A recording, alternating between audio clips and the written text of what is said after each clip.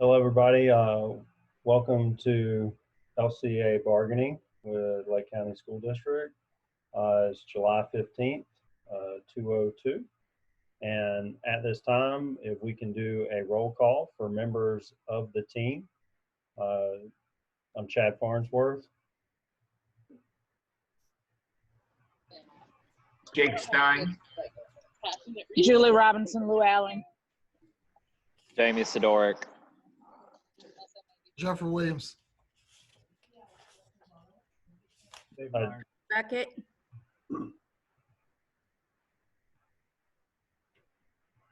Okay, Stuart Clapp, LCEA. Kathy Smith, LCEA. Terry Stevens, LCEA. Emmy Gordon, LCEA. Charlene Campbell, LCEA. Liz Schlatter, LCEA.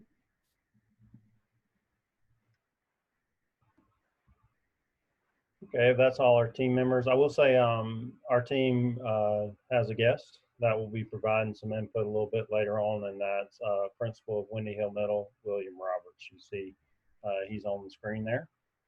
I'll go ahead and just like Stuart mentioned, we do have a lot of things to cover today. I'll go ahead and just share my screen with the light agenda.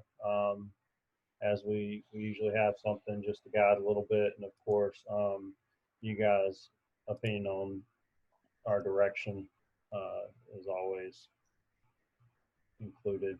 Can you see the agenda screen at this time? Yeah. Okay, let me see if I need to grow my screen here.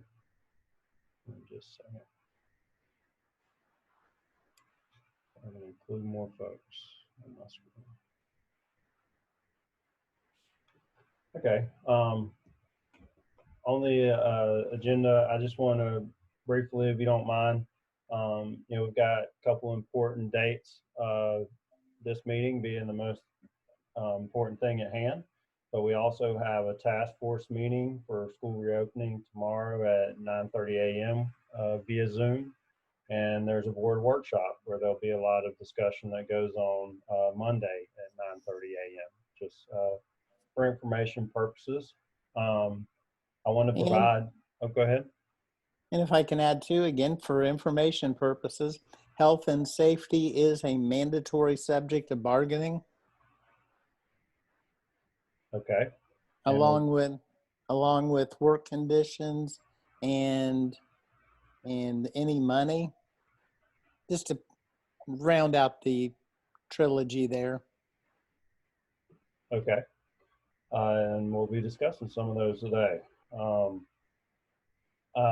Just on the agenda shared, I wanted to give an update. We had a heavy discussion to close out our last session on literacy coaches.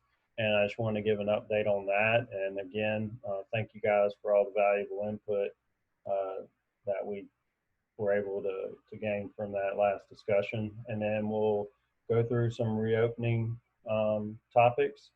And a lot of those cover those mandatory topics of bargaining that Stuart mentioned. And then we can review some next steps and set some dates moving forward. Obviously, we've got a lot of small parts and pieces that are going to fit in between all of these different areas. So all that being said, if you don't mind, Stuart, can I go ahead and just give a literacy coach update? Sure, let's get that. Okay. Good. A requirement was put out to principals to build into their schedules to have literacy coaches teach 2 periods of students on their campuses in some way, form, or fashion, and that was being implemented in a variety of ways across the different schools. However, following our discussion last time, and in light of taking that information back and discussing it with our senior cabinet and some other principals, we decided to not make that a mandatory thing for our literacy coaches to do this year. Just so you know, though, I would like to tell you that there were some literacy coaches that perhaps had built that into their work life and we're excited about the prospect of involving that in. What we would like to do is not put any restraints or barriers on that. And as long as a teacher was wanting to do so and had ways that it factored into, you know, their normal course of their jobs and supporting their school as a literacy coach, that they could still work that out with their principal. And still fall under can we still have them fall under the TA that we did on video?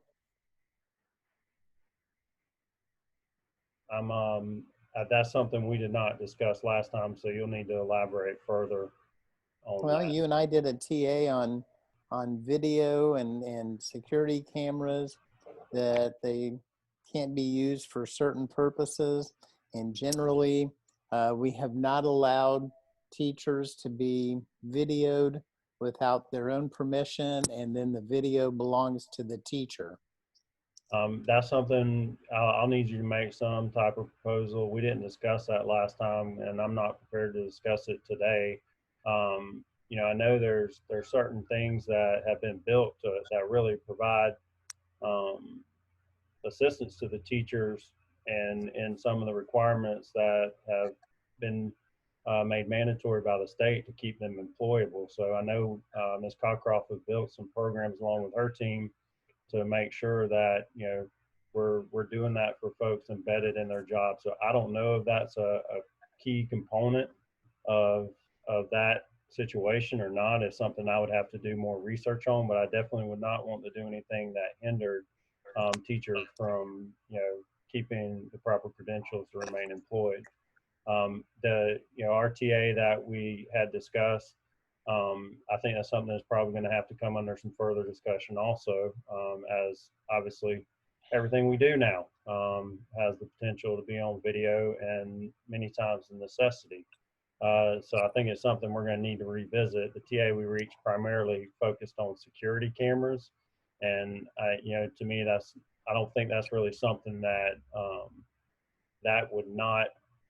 I don't think we would do proper due diligence by trying to lump that in under the discussions we had on specific security cameras, because it probably, I would imagine, not be what would be used as any security camera in the school for that purpose. But I know past practice, we've not allowed teachers to be videoed for evaluation purposes, and the cognizant was that the video belonged to the teacher and they decided who got to review it. Okay, like I said, just if you want to put together a proposal on that, then I'll do some research on my side and we can talk about it. I think past practice regarding something video these days is obviously something that we've got some extraordinary circumstances due to changes in regulations for teachers and requirements for their employment. Well, for reading certification, yes, but not for general instructional purposes. So I think as something, it's definitely a bridge we're going to need to cross, and it flows into some of our other discussions probably today. If there's, you know, if there's a necessity to provide, you know, our essential services to kids through some type of, you know, hybrid program or technology or something that makes even a teacher's life easier, we would not want to restrict that. So, yeah. And then bring some language and we can take a look at it. I think you should bring some language also. Well, Can my I- language, go ahead. I'm sorry, this is Kirsten Olafson. I missed the beginning of introductions. I'm back. I'm sorry I haven't been with the bargaining team the last couple of sessions. I've actually been teaching virtual summer school, and now I am teaching in-person summer school. But I just had a question, a clarification question, because I did sit and listen to all of the transcripts from the last meetings. Chad, you had made a comment that if literacy coaches did not have a roster under them, they would not qualify for some of the funding that the governor's providing. Is that correct? That is correct. Upon initial interpretation, they repeated several times that they really stressed that full-time classroom teacher. So even if, I thought that was, kind of something that would be helpful if there were 2 periods of teaching going on, classroom teaching, but then that kind of sealed things up in my mind. Okay, it doesn't even qualify them under this for the minimum teacher salary legislation that came out. So it's one of those things, more disappointing legislation in my mind. So let me clarify again, because I want to make sure I have this and everybody is understanding. There are positions that will not meet the minimum requirements for that 47,000 that the governor is stating.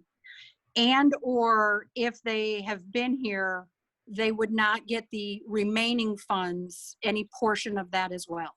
No, there's some bargainability on the backside of that after the first 80%. And that's what I want to make clear. That doesn't mean the district wants to exclude anything that can be done for other instructional personnel, but it's that 80% that the legislature's kind of sealed off to full-time classroom teachers, as they label it. So Right. I want to be clear on that that doesn't mean the district can't do anything for those folks.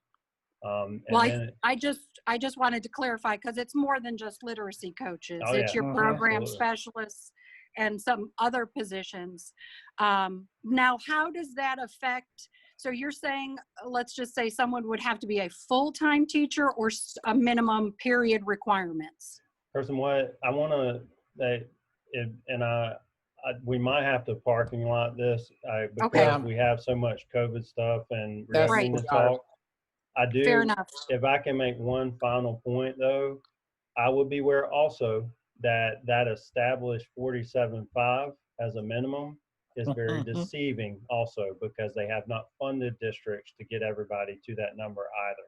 I've got a handful of people grinding really hard and working on that issue as we work through the reopening issues. So hopefully as soon as we get all of our reopening issues hashed out, for the most part, we'll be able to drop into that conversation and start handling those issues and other contract issues, okay? So extremely important, and it's definitely right there as the second priority. Absolutely, no problem. Okay, go ahead. Okay. So, I don't know what people have seen or heard, but, things started coming out over the past 24, 48 hours where some districts started discussing pushing start dates to start the school year. And we didn't want to engage in those conversations until, we approached you guys to make sure that there wasn't a whole lot of that being pushed around in the background. It's very important that, this is kind of the first arena that we're discussing this, along with SEIU, and discussing it with them too. But I've seen where Orange, I think, is moving towards an August 31st date. And then there's a couple other districts that have looked at some other dates. And there's a lot of different factors and things that could come into play with that. And I wanted to get you guys' initial thoughts on pushing that date. And and I can tell you from the superintendent's perspective what her initial thoughts have been around it. So I can share her perspective first, or you guys can give your initial thoughts. Go ahead.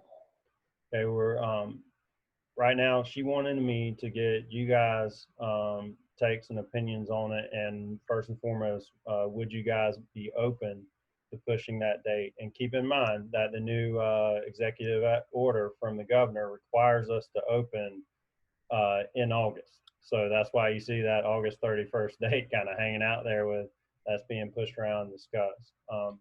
And then there's still a question, well, how do you define open? But that's another discussion. Mm-hmm.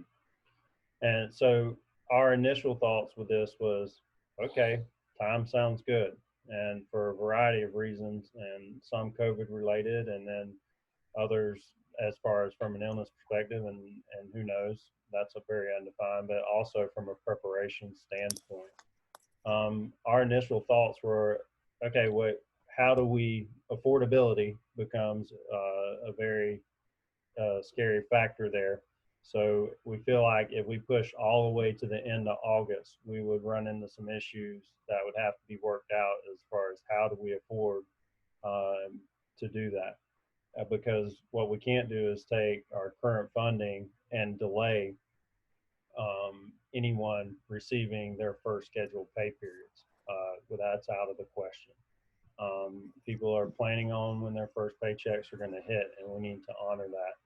One thought came to mind, that is, if we pushed it by a week and did an additional week of pre-planning, that would kind of be like a COVID-19 / pre-planning reopening style week to get folks trained and acclimated in their environments.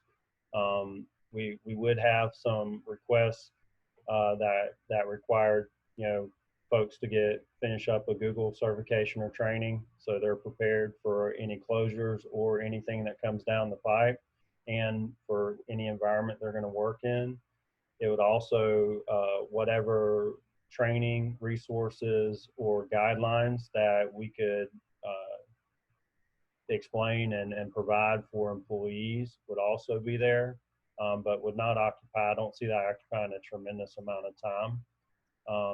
We could see, and then during that period of time also, teachers coming in and setting up their classrooms, how they feel best comfortable to provide the greatest extent of social distancing possible within their classrooms, because I think every classroom looks a little different. So those were kind of our initial thoughts. What do you guys think? And if I understand right, the CARES money can be used for the pre-planning training to cover staff salaries for that pre-planning and the training to get ready for the COVID instruction that we're going to be doing.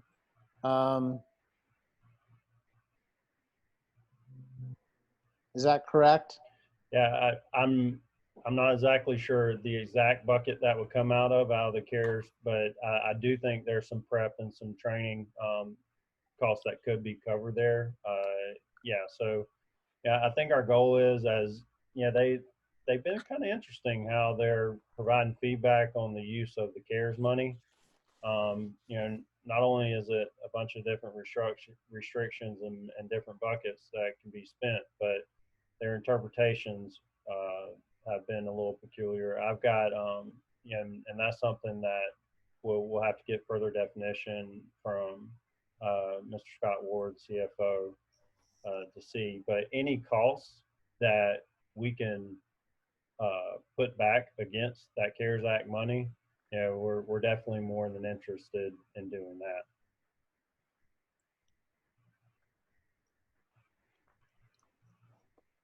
So if we look at August 30th or the end of August, we're looking at a 2-week delay in quote unquote opening. Let me, hang on, I got it.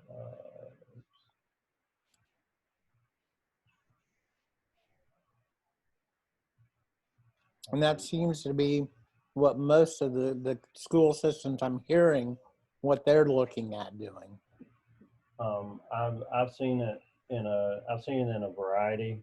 I don't think anybody's landed on what they're going to do yet. I've seen where they're doing it all the way to the end. I've seen it the week before then, and I've seen people that are just extending it or pushing it a week. So let's see if I can find. I'm looking for on another.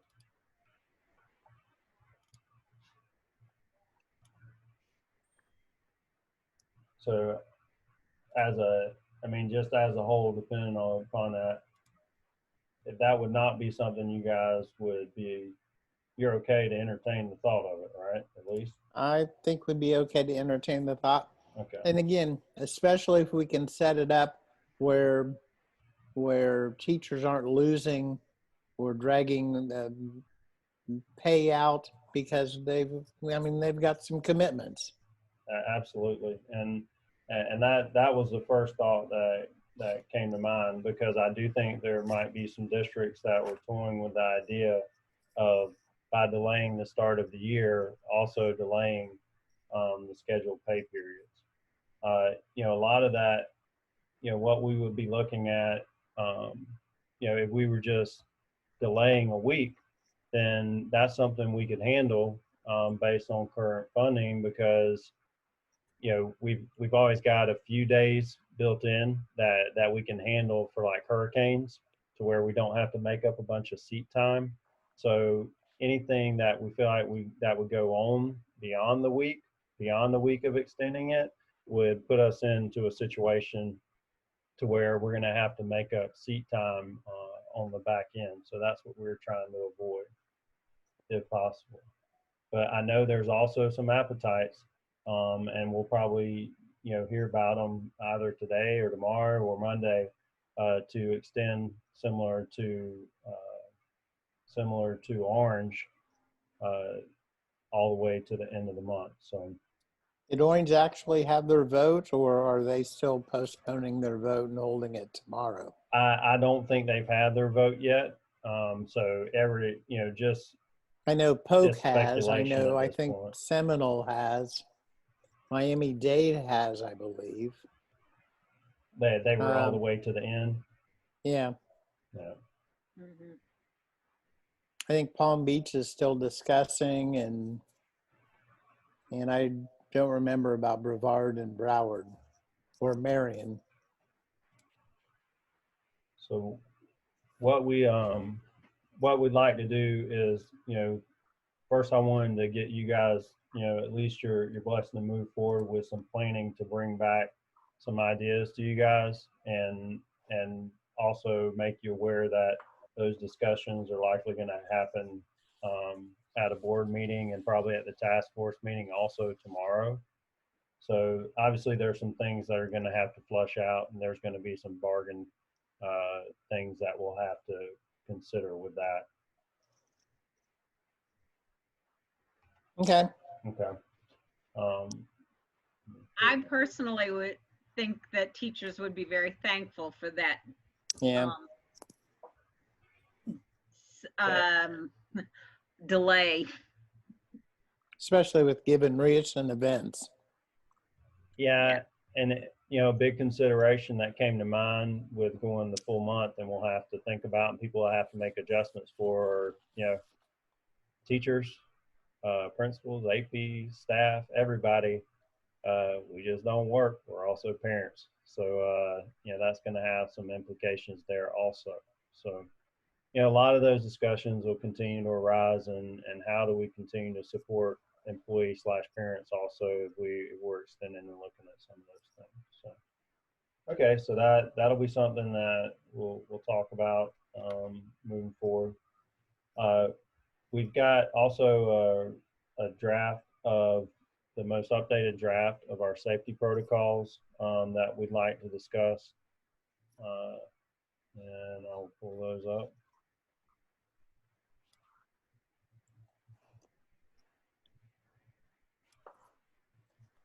And so you guys are aware, you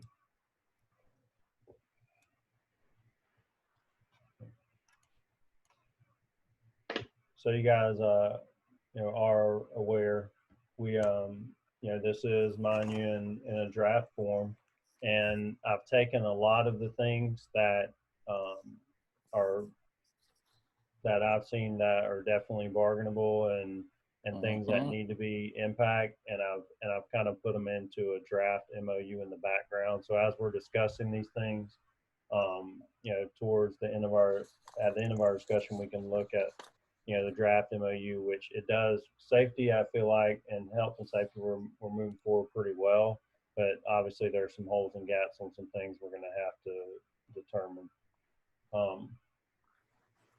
So Chad, are these the same drafts that we are currently using as a district in our summer programs? we've got some other things in place in our summer programs, like for our ELC, it's a little different as far as what they're doing with kids when they arrive and how they're managing them, because they're obviously you're dealing with some smaller numbers. I'd say it strongly reflects what's going on at a lot of the summer schools. And then the other, as far as we've got some folks doing some athletic stuff where there's specific protocols out there for that also.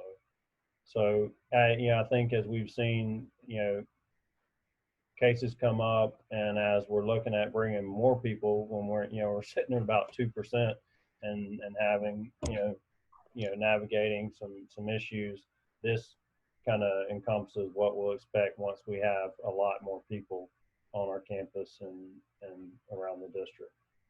Well, I would love to give you guys a little bit of reality, because I'm living it right now. And I'd love to give you even some of the differences between summer reading camp and ELC, because there are some big differences. In fact, I sent home a student today.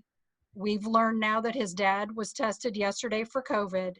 And I don't know what that means even for the teachers that are in the room. So thankfully this was a Zoom call, because I don't know if I'm supposed to be back tomorrow or not. And we're waiting on Dr. Landry to even provide that, because we can't force a student to go get tested. So some of the things that are going on, masks have not been mandatory in the classrooms, and ELC has not required masks to be on students walking around campus. So I'm in a building with my summer camp kids. We are required for summer camp to have masks on while we move around the campus anywhere we go. However, ELC is not. So I'm now walking out in a hallway, and what happened today is I've got ELC kids walking back and forth going to lunches unmasked and not maintaining 6 feet. And I'm not trying to knock any particular person, because we are working really hard to make this work, but it's not consistent and it's not being properly adhered to for safety. And I think that's my biggest worry, because I'm living this every day. And I'm trying to work out some of those kinks and some of those issues and see what works and what doesn't work. But some of those inconsistencies are where I think our people need to have all of that worked out.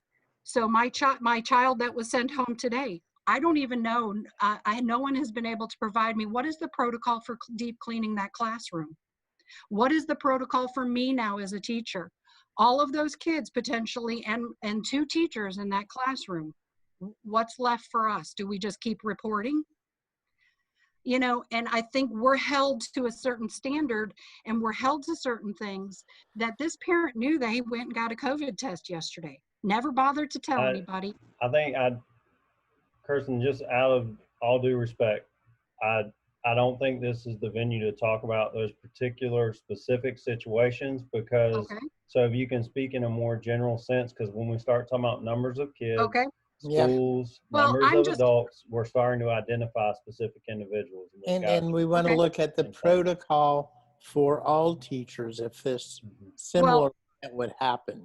And I guess this is a small scale. So when you think about a larger scale, oh my goodness. I think we just need to be really clear as to what's expected, and are masks required, or if masks aren't required in the classroom, can a teacher be more stringent as to what Lake County School says?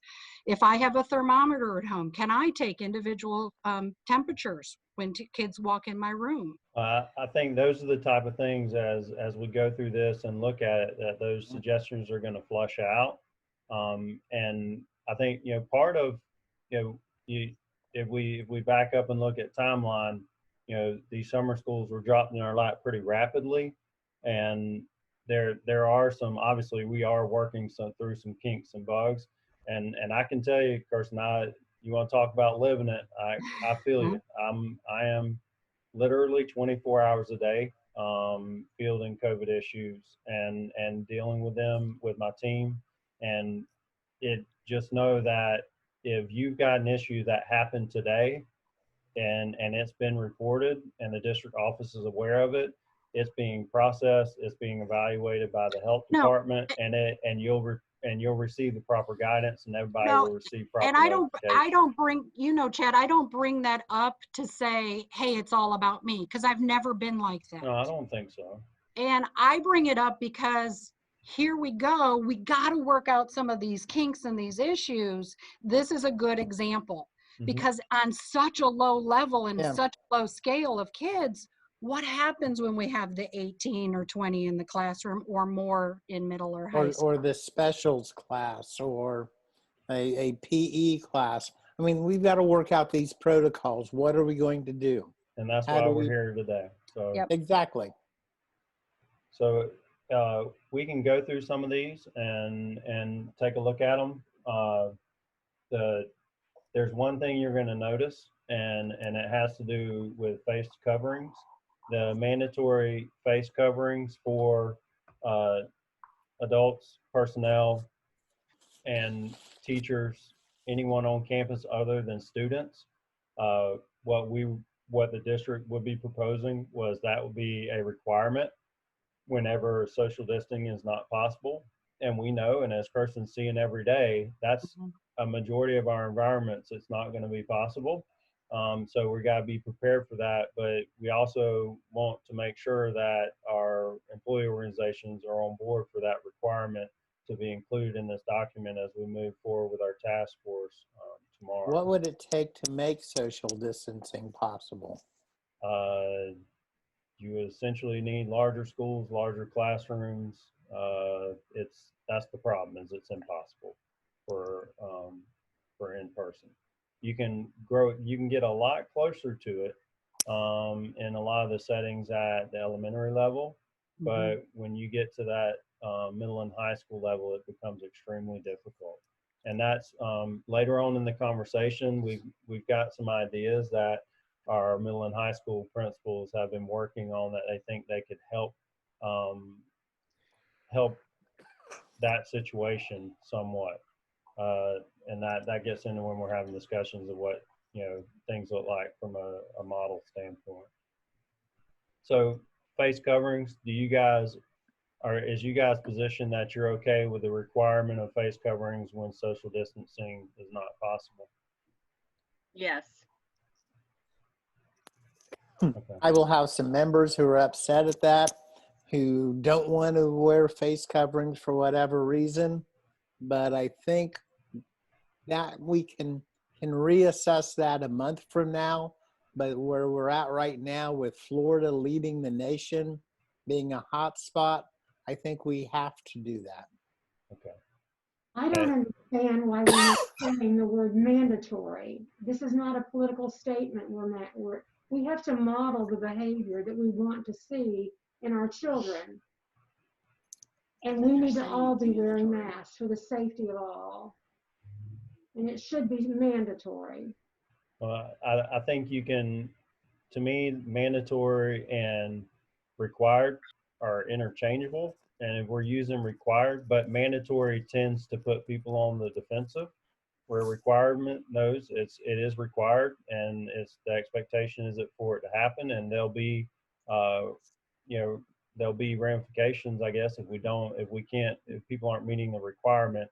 But when you get into mandatory, we're going to spend a whole lot of time spinning our wheels, discussing folks' perception of civil liberties rather than just making it a requirement. So I'd hate for just lingo and verbiage to be something that slows us down with achieving our goals. So right now we'll include that. And Stuart, with any of this, I think we've got to be flexible and we've got to adapt and be agreeable to come back to this table anytime there's changes that we feel like could impact our learning environments. I mean, the latest numbers I saw was in Lake County, under 18 has a 20% positivity rate. I did see one figure as high as 30% in Lake County or Central Florida. So yeah, we are going to have to reassess, but given the crisis point that we're at right now, I think that would make the most sense to protect our students, children, families, and teachers. And that's not to say that there's not going to be some medically documented exemptions from that, but we'll work those on a case-by-case basis. Okay, so that will be added into the protocols. I will talk to Ms. Cronin also and about that. She's been openly, I think, in board meetings and in the public meetings, and been pretty open about her perspective on those face coverings, I believe. But we'll verify things with her. So obviously, is my screen still shared? Yes. So with transportation, just before they get to the building, we will require the face coverings or face shields for bus drivers. Students will be required to wear face coverings on the buses because we feel like that's one of those areas that it's impossible for them to social distance. And high touch areas, and will be clean between routes, and will thoroughly disinfect the buses. We've got foggers and some different tools that we'll be using for greater levels of sanitation. And those are some of the similar tools that will be used to sanitize a classroom that has possibly been compromised. So how many do we have enough? I mean, last I heard we only had one or maybe two. I can't quote how many we have. We will have a sufficient supply to be able to meet our needs. So They're not back ordered then? I can't speak directly to it. I know we have managed to obtain some, and we're pressing and getting more and more resources every day. So also the bus windows will be cracked to allow for some greater ventilation, because I think there's some good indication that the greater the airflow and exchange of air, the better off the environment is. So we've got some different things where we'll take into consideration kids with disabilities and the face coverings and how we manage those. We looked at the possibility of doing some plexiglass shields around the drivers, and then there's some kind of neat things that got shot down at the state level. So we're working at the state level and have some people pressing along with, I think Ms. Cronin was taking some initiative there to really press on them to do what's right for bus drivers. So if there's anything we can do to add additional protection on that end, then we'll be pursuing that. And we're always recruiting bus drivers. It's no secret that bus drivers are at a premium, so we're always looking for them so we can have more routes, which would reduce the numbers on our buses also. So well, Mr. Fender and his team will be constantly evaluating those routes and trying to reduce those numbers as best they can. And even though I don't represent bus drivers, are we looking at one student per seat the way the CDC has recommended, or are we going to ignore?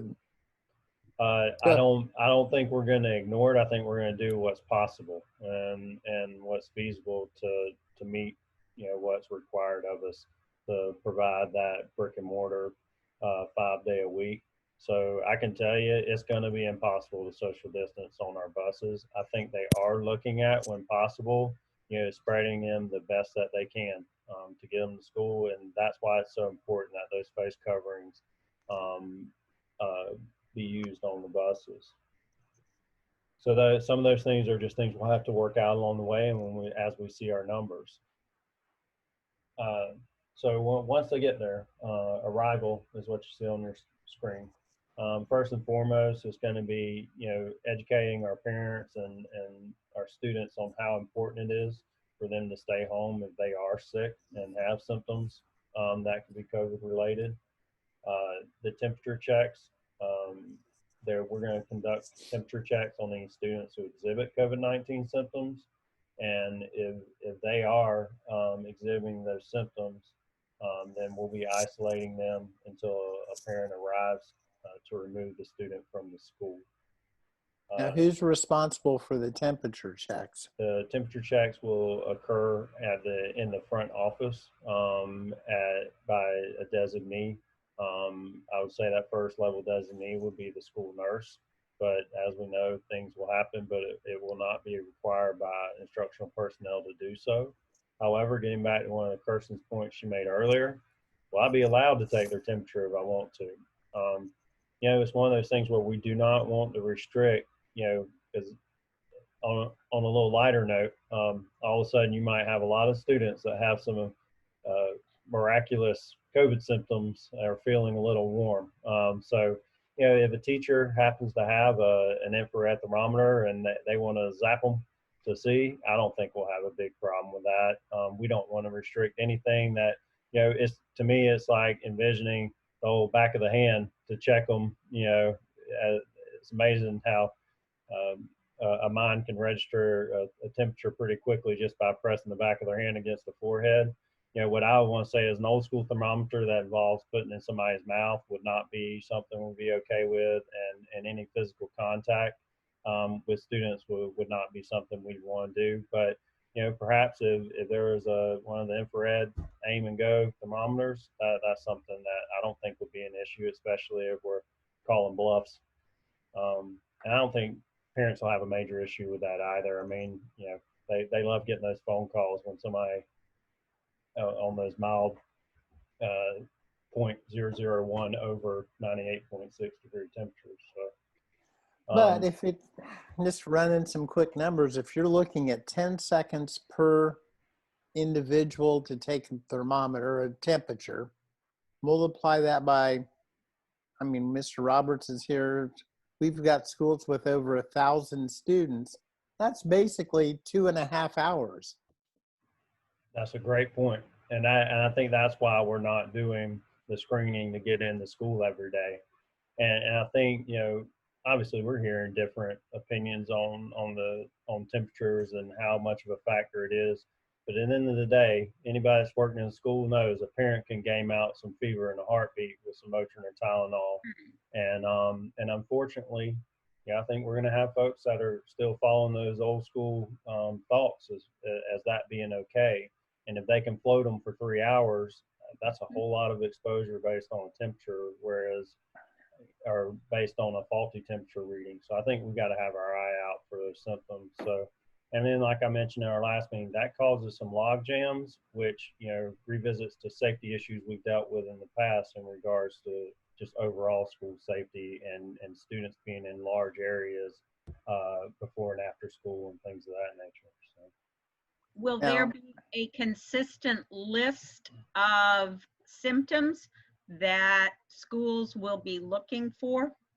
Yeah, we're going to be looking for the symptoms that are listed by the CDC, and they've expanded some of their symptoms and things of that nature also. So yeah, we're gonna be looking for symptoms that are in line with the CDC. Now that child, when they're isolated or and sent to the nurses station, I assume they will be in isolation in the nurses station. Is the nurse assigned to the school be there to monitor them? How is that supervision going to occur while we're waiting for the parent to come? Well, they come. I think it's going to look a little different for every school depending on how they've situated within the design of their front offices and how they can hold them. Obviously, they're going to be monitored and supervised. And if you're dealing with a situation that might fall into like a critical, I'm sure, it's going to be rapidly taken care of and not just left to linger. So they will be monitored, but they will not be monitored and isolated in the same area that will be servicing other kids in, say, perhaps that routinely come up to receive medication or all the other Band-Aids and aches and pains of the world. So those two environments we'll have to keep separate. So the elementary and middle school principals, what do you see any problems with that? I can speak for middle school. No, we're coming up with a plan and where we're going to isolate our students that are not in, that go in for medication. So we're going to create another room just for our students who may exhibit those symptoms for COVID. Supervised by? we're still working out the logistics on who will do the supervision and then who will do the testing. So that one, we're still trying to figure that one out. But right now the room will be separate from where we'll house those kids for medication. Okay, I'm just, Most likely, hopefully it'll be in close proximity to where the nurse is. I don't, again, we're trying to pick a room in close proximity, but is isolated to where the nurse is near or somebody who is trained. Does that yeah, help answer your question for middle school? yeah, it does. Yeah, it does. I'm Jeff, just, do you want to share? hey, Jeff, how's it going, buddy? Hey, bud, how's it going? All right, long time no see. I hear you. I hear you. I think we're going to be in pretty good shape here as far as complying. We have some med trained folks here. As you know, most schools have at least about 4 med trained folks, and we have some designated rooms for this purpose. Okay. Yeah, that's situated close to the nurse, so it will be in good shape. So that Okay, I'm just wanting to making sure that a teacher doesn't get drafted on their plan period to babysit or to monitor a student pending their parents, unless it's an absolute emergency crisis.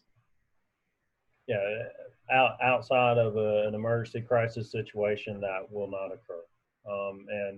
And the backup plans for how we would manage a situation like that would likely not involve instructional, classroom instructional personnel. But like you said, could be emergency crises, and who knows? We see them every day that warrant all of us to step in if necessary. So, but that won't be the normal practice at all. I have a question about nurses. If they become exposed and they need to be quarantined, do we have subs for nurses? We would have to bring in someone else to fulfill those services. All right, thank you. So we are going to use a medical temp agency, because I know there are some set up for that. I have no idea. I don't know. I haven't been involved in any discussion of how those would be handled. That's something I imagine Dr. Landry and her staff are those bridges they're looking at as far as from a student services standpoint that she's over all the nursing. But those are good questions. Some of these things that might not be related directly to instructional personnel, those are good things probably to bring up at the task force meeting tomorrow. Upon arrival, where students will report directly to classrooms or the cafeteria for breakfast. Basically, that's to prevent the congregation of students and the mixing of the cohorts. And there's supervision will be increased to maintain directional flow and reduce the mass gatherings to support the social distancing. Support students not practicing or unable to practice social distancing will be required to wear the face covering. So there you see the requirement for students to wear the face covering. But they're going to be eating breakfast. Yeah, there's going to be times where if they're situated in a setting where we'll have to figure out how to spread them the best we can and for them to eat. I think what was funny is at the beginning we were all like, "That's impossible to eat with a face mask on," and then now all of a sudden it's like, is it that far fetched that you lift your mask, take a bite, and start chewing?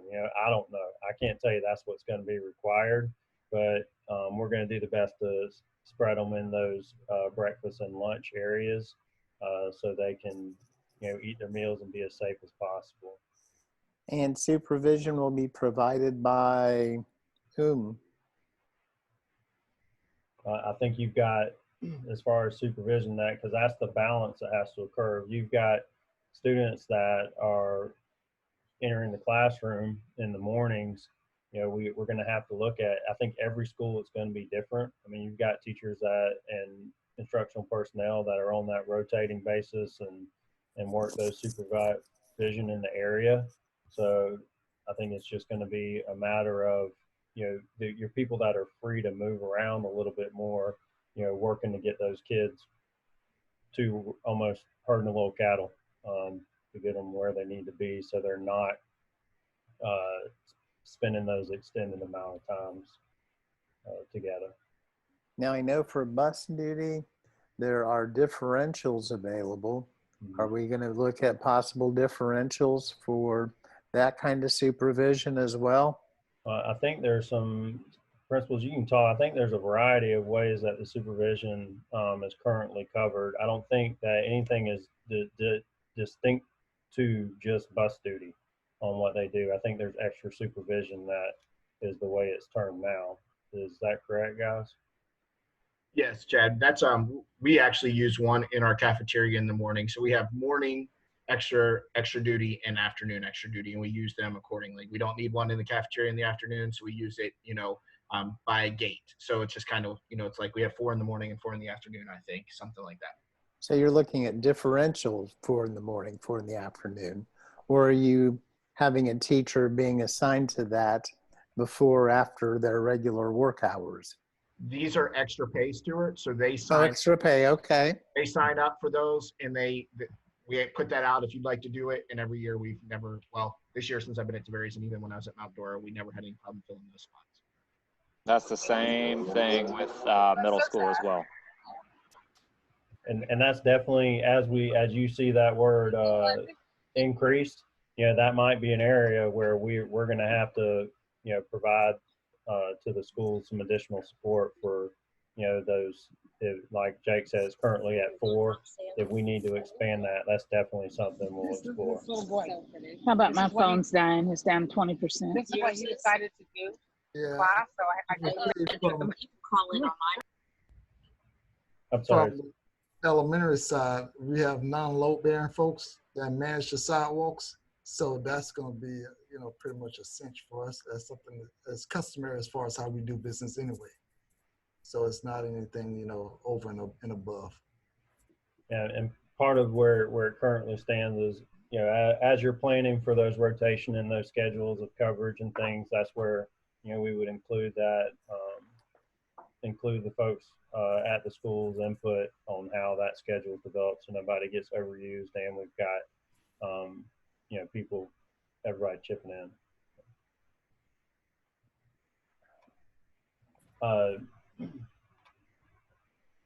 So it speaks to breakfast on the provided using social distancing protocols. I think that's probably to the greatest extent. Extended day program will continue to follow current safety and temperature protocols. So the things that are going on with our ELC programs will continue those protocols. Now we get to the classroom, and specific with elementary first. The social distancing of 6 feet will be expected in classrooms when possible. I think obviously that when possible is what stands out, if permitted, and we're going to do the best we can to spread out as much as possible in those classrooms. I think it is easier with the smaller bodies to make that way more feasible, but it's when we get to secondary, and that's why we got some other thoughts later in our discussions. Hopefully we can impact some of that. When it's not possible, due to the nature of classroom space or the program or course, when you get into our specials and the instructional setting, students will be required to wear the face coverings. And this would be probably in these bullets in these areas where we would require personnel to do that also when it's added in.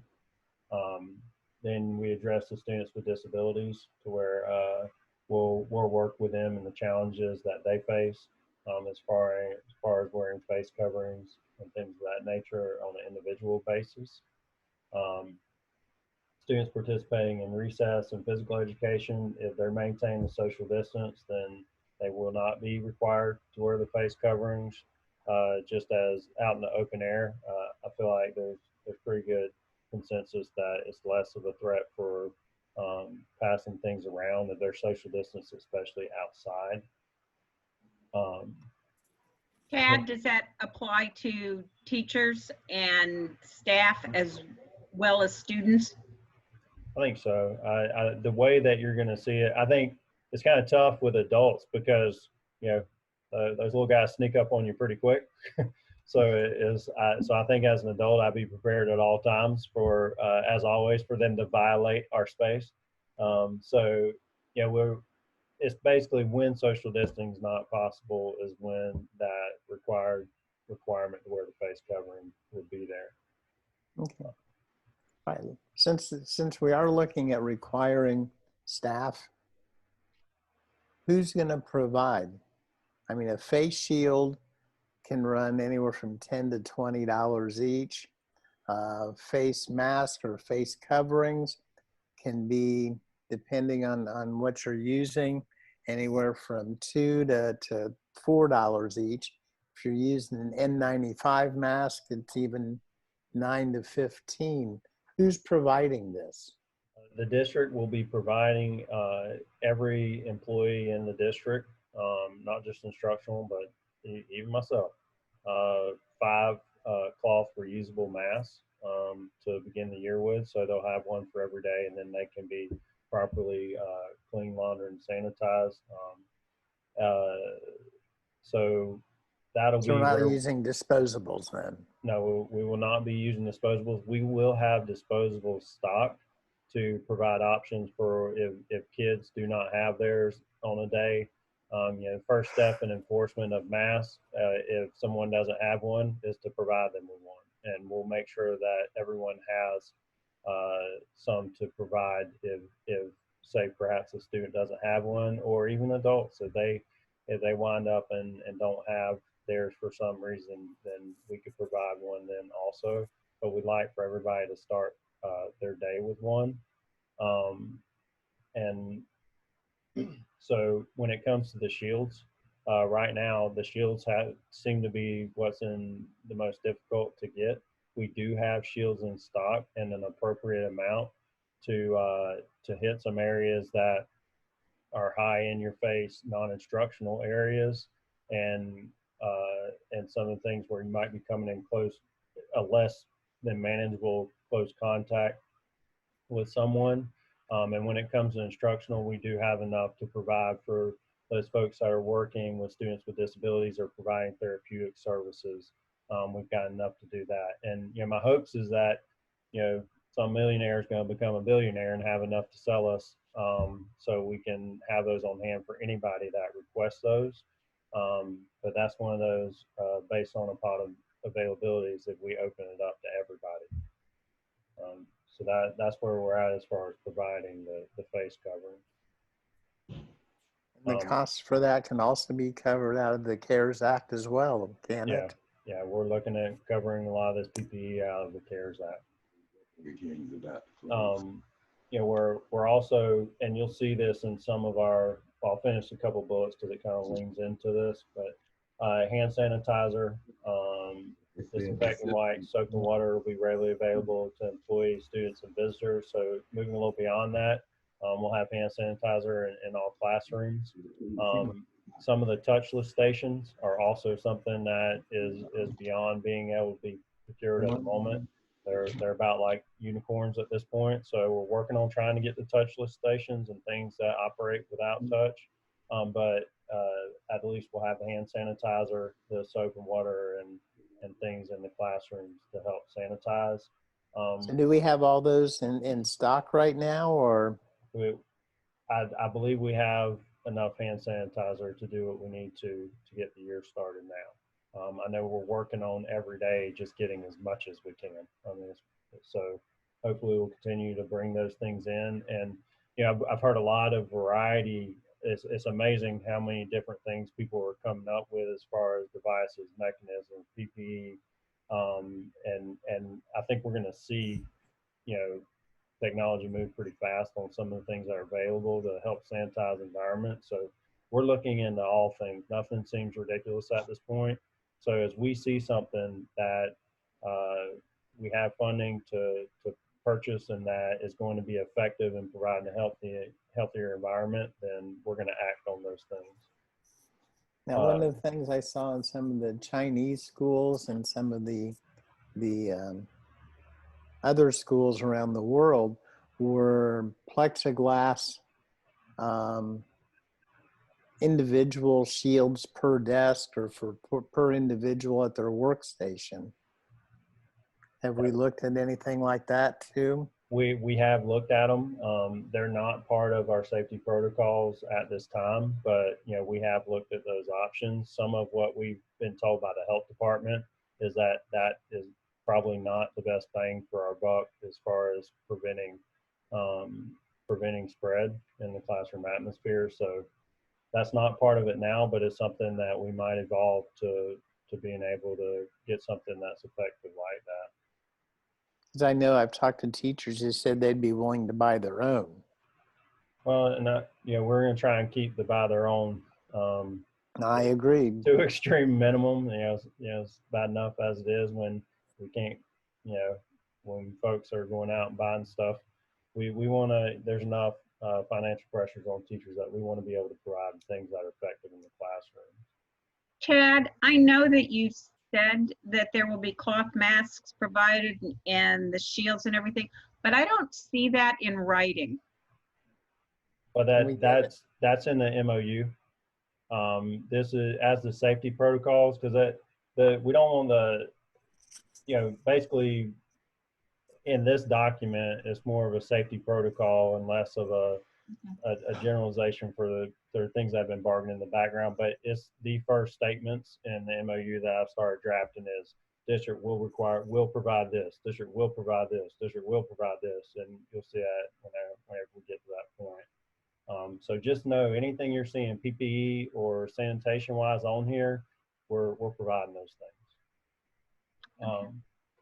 So cleaning protocols are going to be increased. We're looking at all kinds of ways that we can improve the air quality in the classrooms, and whether it's changing air filters ahead of schedule or maintaining the cooling coils and evaporator coils. And I know I spoke with Mr. Carr today. He's looking at some advanced technology right now that they're seriously looking at that would be part of the air conditioning system that they're trying to improve. So those are steps that we're going to take, and that'll evolve.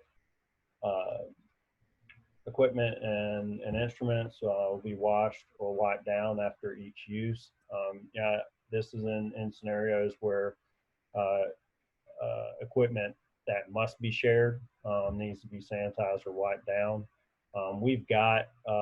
We're also looking for having some type of spray sanitizer.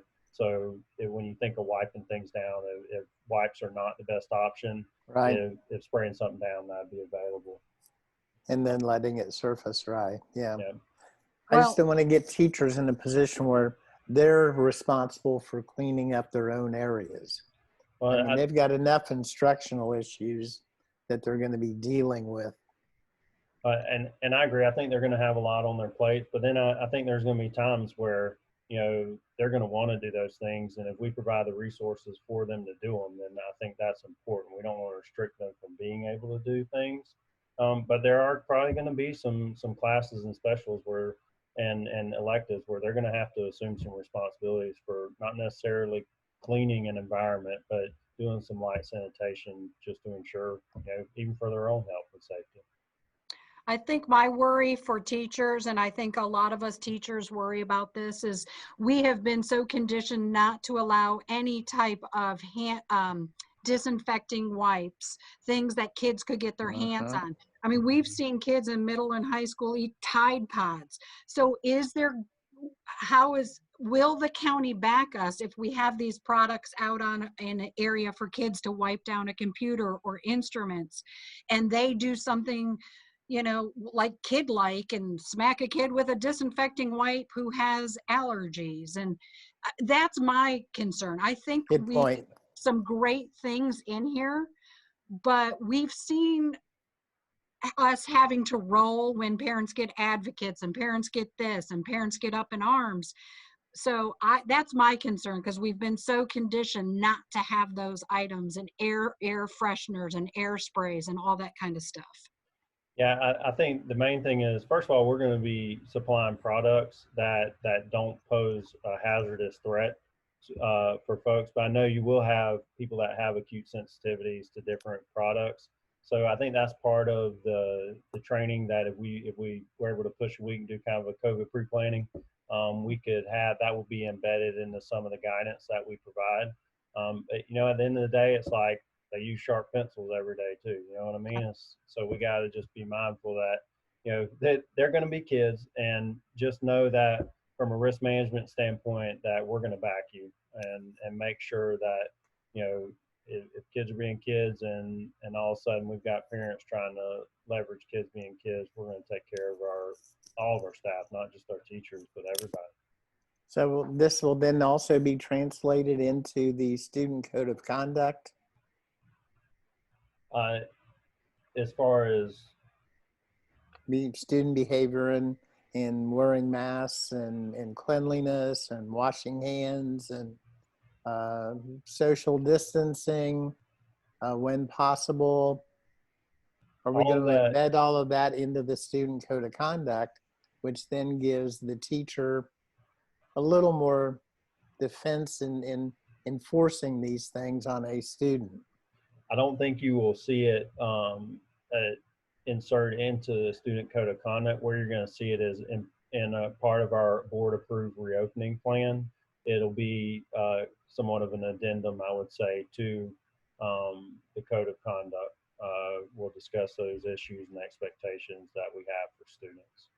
So it'll be an addendum to the code of conduct. Because I can easily see a parent go, my little Johnny didn't spray that Clorox in his eyes. He wouldn't do that. And there's nothing here that says that's against the rules. Yeah, I think we got to look at the purpose of the document. And for this particular document, I don't think diving into that area is there. I mean, it'd be just like if somebody brought a bottle of cologne in their book bag and sprayed a kid in the face. I mean, you're going to handle those things, are by nature covered for parts of the code of conduct. So students will be reminded about importance of good hygiene, I think, and different things they can do to, you know, it's kind of one of those public service educational pieces that we're going to have to embed it into the new culture with students. So that's kind of alluding to those efforts. And at the elementary school, the students will spend time on campus with the same group of students as much as possible, including the classroom teacher, the cafeteria, the media center, the playground. Interaction with students from other classes will be limited. Obviously, it's probably impossible to bar that cross interaction, but we're going to limit that as much as possible.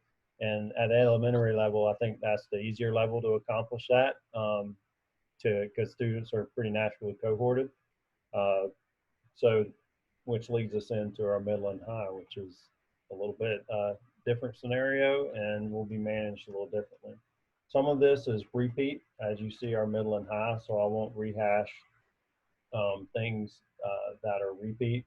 I think when you think of social distancing, as I've said, that's going to be a little more difficult to achieve at the middle and high, but we're going to expect it. And when it cannot be achieved, the students are going to be required to wear the face mask.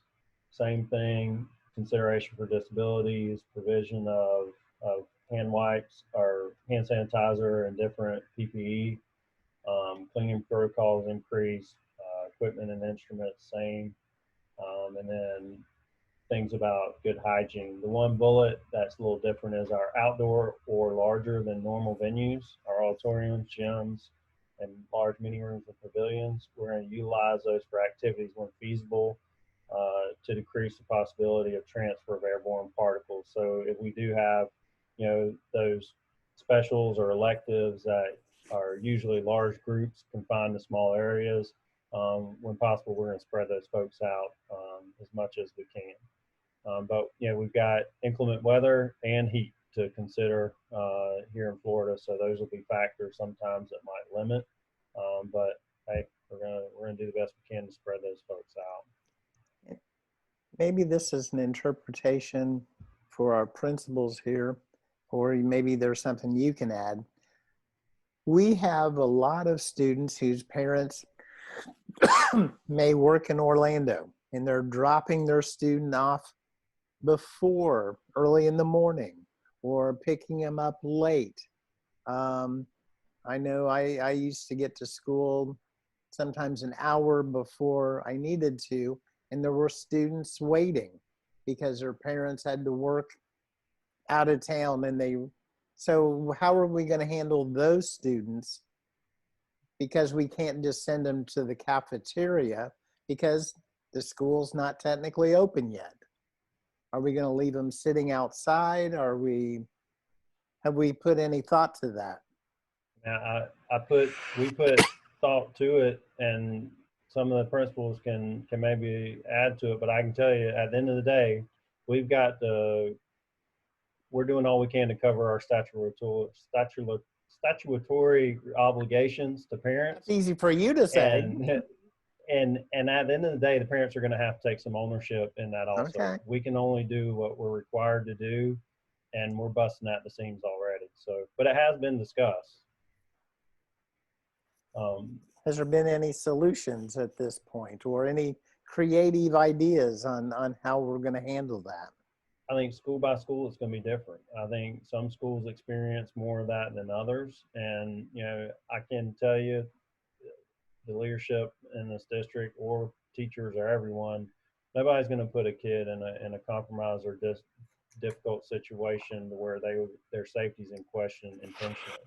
But at some point, you know, within the time parameters required by law, it's the parents that are putting them in that compromised situation sometimes, and many times we're not even aware of it. So we'll manage it the best we can. And the one-off situation, I think it's going to be educating our parents on where some of those freedoms that they've kind of infringed upon are going to be much more limited, and they're going to need to be mindful of how they're treating that. Chad, I just wanted to make sure that the parents are going to have this information before school starts so they know what to expect. Yes, ma'am. The goal is that we get these safety protocols. We get the nod and at least move forward with our safety protocols, and we start messaging this very soon. We need to start getting this message out, especially with safety protocols, as soon as next week. So I think it's important we hash out any details that need to be hashed out. Thank you. So our extracurricular activities, you know, we're going to watch, see what CDC guidelines, how those adapt as we approach that. Our local health department's helping us manage things with athletics also. FHSAA, I'm sitting in on meetings that they have, and I'll tell you, that's an interesting thing by itself. Yeah. So they've got another board meeting coming up at the beginning of the week, and we'll see how all that hashes out. And then we'll rely on DOE also and other agencies to give us guidance on that. But that they'll be following, you know, the same or more strict rules than what we're expecting in the classroom. So transitions, we'll try and limit those as much as possible. It talks about, you know, watching the supervision and pushing those group gatherings so they're not herding up in places for long periods of time. And we will be requiring face coverings during transitions if they cannot do the safe social distancing of 6 feet, and speaks more to the hygiene and reminders. Lunch. Chad? Yes. You said that they're, back up a second, please. Okay. Talk about, okay. Frequent hygiene reminders will be on display in hallways. Will there also be displays of social distancing? Yeah, anything I think that can contribute to the healthier environment. I'm not sure what those materials are going to look like yet, but I know that those are things that are being made and procured and looking to provide ways that, you know, keep them reminding that, you know, we're not operating in a normal environment. Good. Go ahead. And maybe this for the high school principals more so, but one-way directional hallways, stairways, some of those congregation points outside of lockers. How are you looking at addressing some of that? Well, at East Ridge, we are doing directional for the buildings. There's an entry doors, and then there's exit, and then there's one-way arrows where they have to exit through certain doors. So it basically the campus is going to rotate through in a counterclockwise circle to get them in. The ones entering will come in one side, Okay. exiting the other side. So we're trying to do those things and get up stuff for set up for them.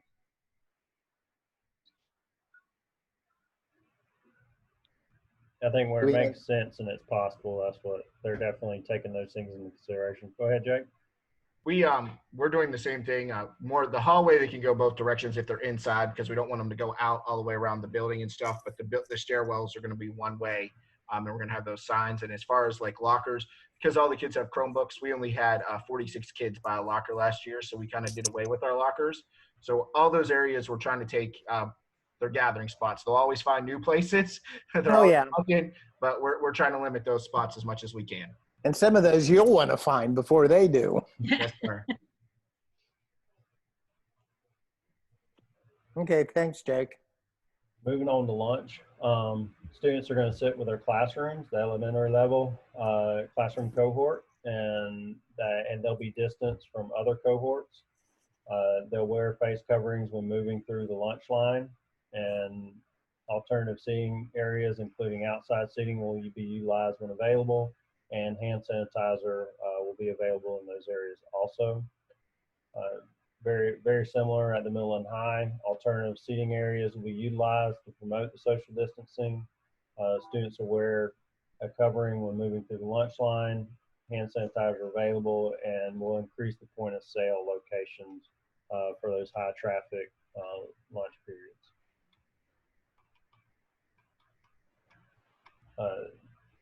Dismissal, we'll stagger it when we can to reduce the mass gatherings. I think that's going to look different at every school, but just know there'll be efforts to stagger the releases. The good thing is, I think because schools do run into inclement weather, they're used to having to pull that off from time to time, so that's not beyond achievement. The students that will be required to wear their face coverings when safe social distancing is not possible. Again, supervision is being considered, and our extended day program, that's duplicated into the secondary protocols or under this one. Obviously there's no ELC, but I think there might be some extended programs that move beyond the course of the day. They're probably looking to cover with that. I'll be looking at the wording on that.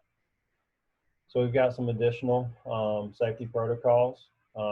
This one is important. The first quarter of the school year, parents and visitors will have limited access to the school campus, including parents walking students to their child's classroom, having lunch with their children, and the volunteering and mentoring. So that that's going to be make some people happy and some people frustrated, but I think our different levels and different principals are looking at what that means to their school and how they're going to manage that. But we think it's important that we're not just letting anyone into our areas, especially as we look at things. And if that needs to be extended past the first quarter, then we'll extend it. If we by some miracle it can be reduced, then we'll reduce it. Now, backing up, staggered release times, we already have a problem with our buses and teachers having to spend time after their contract hours to supervise kids waiting for a bus or waiting for a staggered release. Some of that may be that the buses need to adjust earlier. Sometimes with inclement weather, we may have a teacher supervising their class an hour after their contract hours due to transportation. Is there a way that we can minimize that or I think all transportation concerns are being evaluated, and we'll adjust as we see where the needs are. And I think it goes back to things happening beyond the contract hour. Definitely need to be with people that are being compensated through supplemental pay for extra supervision. But even those folks, we need to make sure we're doing the best we can to, you know, tighten up the process the best we can. And, you know, there's going to be situations that are unavoidable, but I know a lot of times there's, when things get to an extreme point, especially in an extraordinary situation, you'll have your administrators take over those duties and release the person from that when possible. So yes, we're looking at, we'll be fine tuning and adjusting along the way with transportation for sure and release. Okay. To the additional, back to the additional plexiglass shields, we're putting them in all the front offices to separate office staff from guests. Schools will be encouraged to schedule all meetings, clubs, and parent events virtually when feasible. And I think you'll see that across the board. If we can have any meetings that we can move to a virtual atmosphere, will be the lean for everybody. Parents of medically vulnerable students will need, we recommend they talk with their healthcare providers before we're returning to school, just so we don't miss any considerations that might be lingering for some of our students with disabilities or just underlying medical issues. Temporary employees providing substitute coverage will be trained on safety protocols before working in the school or on a bus. And substitutes will be screened for symptoms, including a temperature check daily upon arrival to their assigned work location. That was a big one that that we added in because we want to make sure that we're going to provide substitutes also with masks that are reusable, and we're also going to have available if they, for some reason, they don't have their reusable mask with them. And we just want to make sure, because of the nature of the substitute could possibly be working at one school one day and another school the next, that we're really monitoring those folks upon entry of the school and making sure that you know, they're ready to go for the day and safe and healthy. Just so you guys know, because I know substitutes are a big concern that we're hearing a lot about. We've got our substitute positions posted. We're actively recruiting additional substitutes. We currently have about 500 substitutes that are cleared and able to sub for. Out of those 500, we had not heard from 130 for intent to return. So we reached out directly to those folks, and they're trickling back in. And we've had a few that are not interested because they've done other things or because of COVID. So we're working back towards those people. Out of those 500, we also have about 140 that are in the 65 plus age range that we're reaching out directly with them just to, you know, touch base and talk to them about what protocols and things we're doing and what the atmosphere is going to be like at the school also.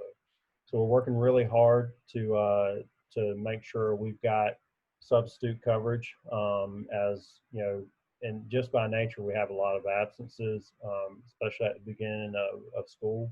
So you combine that with this issue, and we want to make sure we're handling that the best that we can. You know, last year there was a tremendous amount of absences that were covered. I think our substitutes accepted 23,600 jobs over the course of last school year. So that's a whole lot of absences for them to cover. So we're looking at that to increase. So we've got to be prepared for that. So just want you guys to know we're doing everything we can in that area. Yeah, I'm afraid that's going to be a major issue because the nature of this disease, we don't want to combine classes. Mm-hmm. We don't want to, so a substitute is going to be harder to find, but more imperative. I mean, we may have situations where a teacher or a group of teachers have to be quarantined for 14 days. And so that substitute, I have a real feeling this is going to be a major issue as we roll down this road. I absolutely agree, and that's why we're attacking it to try and prepare the best we can. So Chad, you may be substituting in a class with me. I don't have a problem with that. And you know what? And that's because I know that's some of the things that have been asked about. You know, we're not gonna lean towards teachers covering each other's classes. We're gonna find other means to handle it, and if it means, you know, sending additional district staff out to help cover some of those needs, then we're willing to do that. So we'll tackle it as it comes. You're right. It's going to be a major issue. You know, and I think it's going to be important also as if we're, you know, and that's why I think that training piece is a big part too, because there might be times where, you know, students can continue to learn even if they're in quarantine, and if a teacher's quarantined because they can't, because they're just monitoring their symptoms and they haven't tested positive, but they had direct contact, then perhaps that class could continue in a virtual setting. And I think that's where it comes into play of training these folks really well in that Google Classroom, and also some freedom with the lessons and video lessons and things like that. That flexibility, that's where it's going to be necessary if we're going to pull this off. There was another question. I didn't see it in the additional safety protocol things. There were some questions about how we were going to handle drills. Good point. And then the other question was with elevators. A lot of times when a student is you know, temporary has to use the elevator, we send them up with a person, but then they wouldn't be necessarily far enough apart and they're not a family member. How are we going to handle that? Let's we'll take that into consideration, and that's something we'll need to add in. I would imagine we're gonna manage our drills in a way that, you know, we try and social distance the best we can. Obviously, that's probably a required face covering situation. We don't have the power to waive drills, but you know, we'll do what we can within what the state gives us and still have a safe atmosphere. And then the elevators, we'll have to talk about that and address it, but we'll come up with some protocols to add into this list. That's a good point. So the sanitation and cleaning, as we approach last pieces of this, prior to reopening the schools, nurses will work with school administrators to ensure there's adequate supplies, and we're already doing those things. Face coverings, gowns for those folks that are coming in close contact, and handling those isolation areas really well. Prior to school occupancy, all spaces, including permanent and portable spaces, will be cleaned, sanitized, frequently touched surfaces like door handles, sink handles, drinking fountains, and things like that will be properly sanitized along with HVAC. One thing I know that was mentioned, I think Stuart mentioned, was the water fountains. Yep. I spoke with Mr. Carr about that, and they will be disabled, so they cannot be used. So he's working on how do we manage hydration factors with that consideration. So that's probably beyond the high touch area that can be managed. So those will not be in use. So he's looking at what are our options there. Will that include drinking fountains within the classrooms hooked up to sinks? I would say any drinking fountains that we have. So we'll have to figure that out. You know, I think his initial discussions are until there's mechanisms that can provide hands-free provision of water and things like that. You know, it will be where they can maybe refill receptacles without it being a direct from mechanism to mouth. During school occupancy, cleaning and disinfection procedures will be conducted in accordance with CDC guidelines. As an added precaution, frequently touched areas and surfaces will be cleaned periodically through the day using disinfectants listed for COVID-19 use. Mechanical systems will be operated in accordance by ASHRE recommendations for relative humidity and air dilution. In the event of a possible exposure, related areas will remain unoccupied until the area can be disinfected in accordance with CDC guidelines. Disinfection procedures will be conducted by trained school staff or district COVID-19 response team experienced in disinfecting procedures. So that leans to some of those when you do have an environment that's been occupied where folks have to be quarantined. They'll be sweeping in to clean those areas and prepare them to be occupied once again. Parents are going to be asked to provide face cloth coverings or face shield for their children. If a student forgets or loses or damages their face covering, we'll provide a disposable one for that day while the requirement remains in place. And face coverings will be provided as needed. So we want to make sure that that's not a barrier. And like I said, first action when somebody doesn't have a face covering is give them one. So, and then obviously we'll have some one-off issues we'll have to handle, and you know that'll be a challenge for our administrators and the district to handle. So if a student becomes sick on campus, if they become ill, we're going to remove them from the classroom immediately and get them in those isolated areas. We've had a lot of talk about that.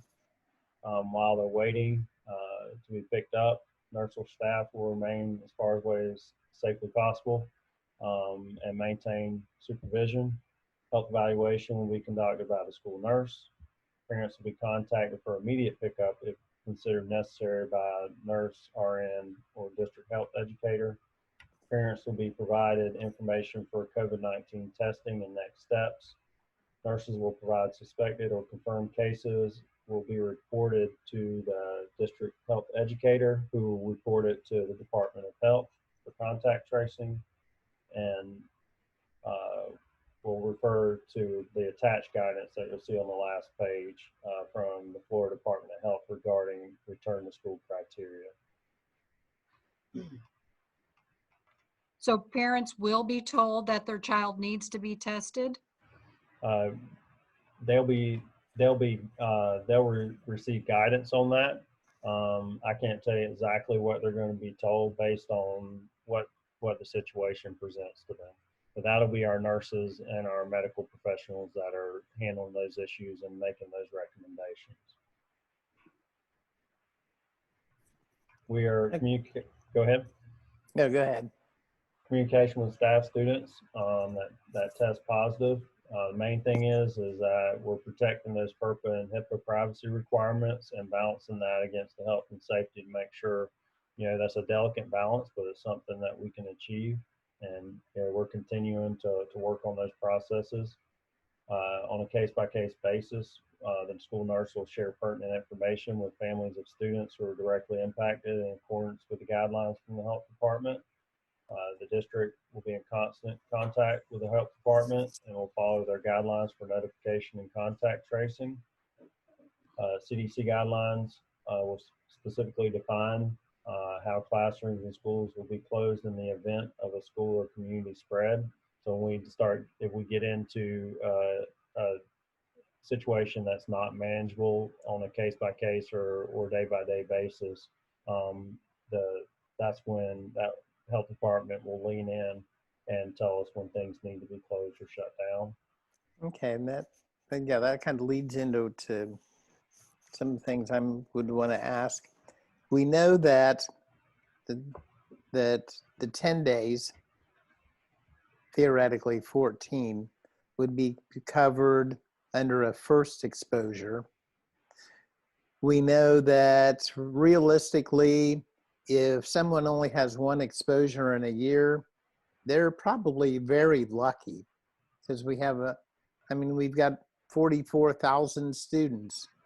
And if you're looking at a 20% positivity rate, we're going to have more staff who are going to have to be quarantined probably more often than one time. The next issue would be for staff like myself and lots of others who may have some underlying health conditions. So what are we looking at to additional ways to either protect them, change their work assignments, moving to virtual? Is there going to be a rubric looking at who's most vulnerable or priority for those virtual assignments, or people who have vulnerable at-risk folks in their family or situation? So, I mean, there's some issues involving that teachers are really, really worried about, not just their health, but also the health of their family. And then, since I'm on a roll, have we looked at, and I even hate to mention this, what kind of protocol is going to be in place should, God forbid, a student has a major issue, maybe a critical issue, a death, or a teacher having a critical issue? Do we have protocols in place with our mental health people to be able to address that, or rather than waiting for it to happen? I think everything that you've mentioned are definitely things that we've been working through and considering. I want to tell you the first issue being a leave issue, I've got some of that embedded into the MOU that we can discuss, and those are definitely issues we're going to have to talk about. And then as far as mental health support, we're definitely making plans to provide mental health support in those areas. For the sake of getting through the safety protocols, I feel like if we can finish up this document, and then rather than bridge out into such a large discussion of the leave, Okay. with that, we continue through this. But those are definitely, yes, you're right, those are things that we're considering. So the last sections here on this last page talks about exceptional education, which is a big consideration. Students in those self-contained ESC programs, we're strongly encouraging them to attend full-time instruction at their enrolled school, just based on the necessary requirements to meet the accommodations in their IEPs and trying to provide the best possible option for them. Remote learning and other reasonable accommodations are going to be determined on a case-by-case basis based on the student individual needs. So students with disabilities or medical conditions, so we can prevent any type of issues that arise with how they're going to be delivered instruction and receive it, and how we manage face coverings with them. And just overall, I think it's really important that we look at our kids individually, especially in the area of the ones with disabilities. So that this just established that we're going to be looking at them in particular. Face coverings with a whole section here. Students will be required to wear face coverings while changing classes, common areas of the school, including bathrooms where they cannot socially distance. They'll not be required, however, encouraged to wear face coverings if able to maintain safe social distance of 6 feet in the classroom. Face coverings will be required for students on buses. All this is reiterated stuff for the most part, and students with disabilities and medical conditions, we'll look at those case by case. And this will be another area where we would address adults and personnel following our discussions today.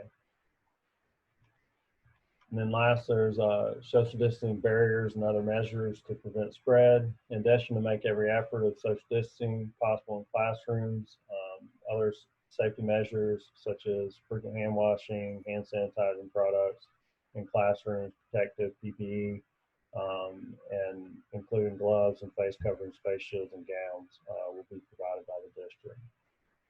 So in all this, the protocols are subject to change based on update or new recommendations from the local health department, CDC, local health partners, and governor's executive orders. So we've got a document that will establish kind of our thoughts and requirements and guidelines for the community and all stakeholders within these safety protocols. So the bottom part of this goes into the decision tree for the health department that we'll be following as far as when folks have been evaluated and tested and things of that nature. Chad, who decides if students can socially distance within a classroom? Is that the teacher's decision? Is that administration's based on the size of the class? Who makes that determination? You know, I think it'll probably be done between administration and in partnership with the teachers, and that's part of that getting in and acclimated. If we delayed that start by a week, that they have time to converse and exchange ideas about what those environments look like as they're setting up what they feel like, because that's a, you know, it's a pretty hefty responsibility to make those considerations on your own. So as they're evaluating, if they have concerns, you know, I would hope they work that out and work through their principals, and then have a determination after that, say midstream, we feel like, oh, okay, well, this is looking a little different.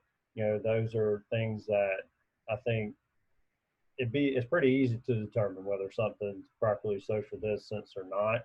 If it gets down to splitting hairs, you know, I could see it coming all the way up as far as it has to go to debate that out. But I don't see principals and teachers really having large debate over whether something's socially distanced or not. If it's that close, it's probably not. So, you know, we'll work those issues out though. I'm guessing it'll be more a parent complaining that they disagree. Yeah, I can see that.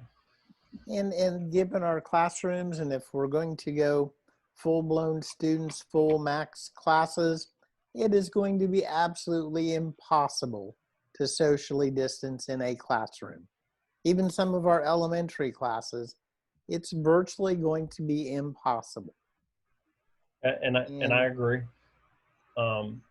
Which, you know, that provides somewhat of a segue for us here in just a second. But just as far as these safety protocols and reopening in this draft, are you guys comfortable with us moving forward into our task force meeting tomorrow with the guidelines that we have laid out here?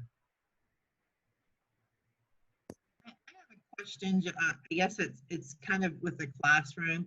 Will all of the curriculum pieces be offered this year? What I'm thinking about is, like, I know bands. You know, there's some issues that pop up with that, but also like culinary.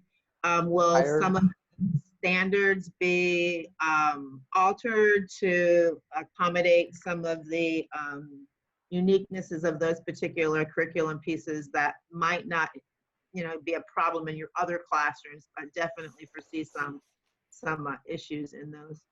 No, I think there's going to be some. I don't think the state's going to say waive this portion of this standard for this class. I think the standards are what they are, and I think we're going to have a professional responsibility to adapt in ways that we feel like we can, you know, meet the crucial standards for classes. That's something I think we're just going to have to see how it goes and adapt. And another thing, that's part of that. How do you dig into those standards and have a little extra time to prepare for those unique situations?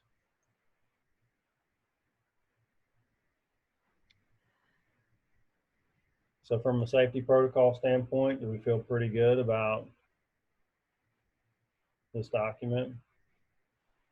It's a compromise. It doesn't go as far as I'd like it to, but I mean, I can see where you're compromising for social distance, for lots of areas that we may not have a lot of choice to unless we restructure how we do business. That is correct. And I do feel like we are in an environment of compromise, and I appreciate you, recognizing that. And I think as we get in, and it's going to be fluid, as we see the things we can do better that need to be further addressed, we can pivot to some of those things.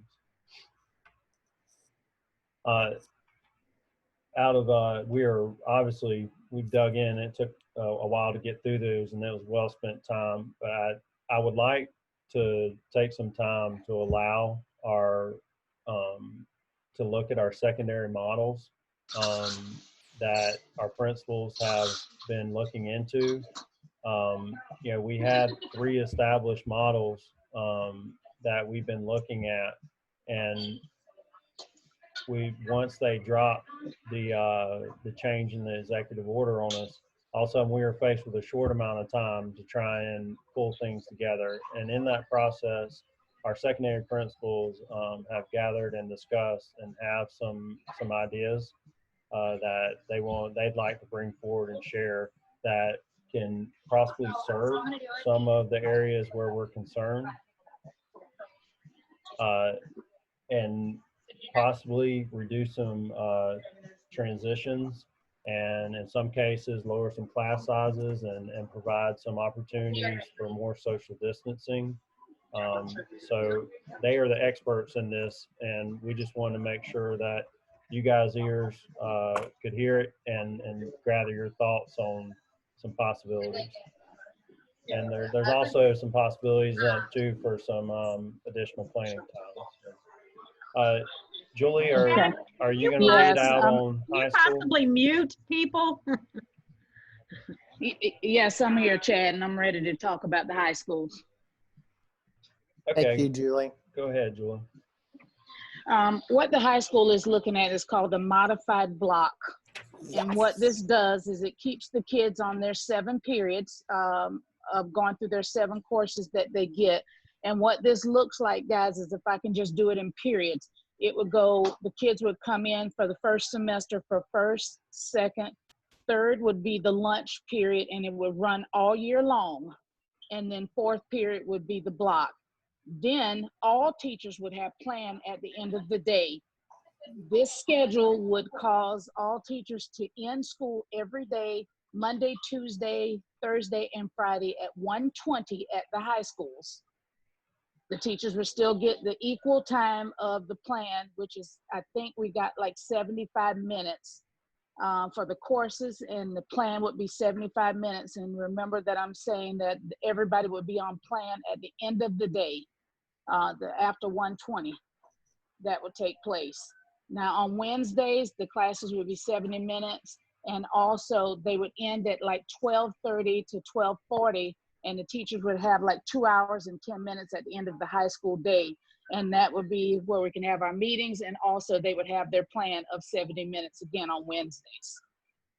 Now this schedule calls for, and the reason it calls for teachers to teach this way, on the second half, it would go to 5th period, 6th period, 3rd period, which is all year long, and 7th period, the teachers would be teaching. Then they would all go to plan at the end of the day.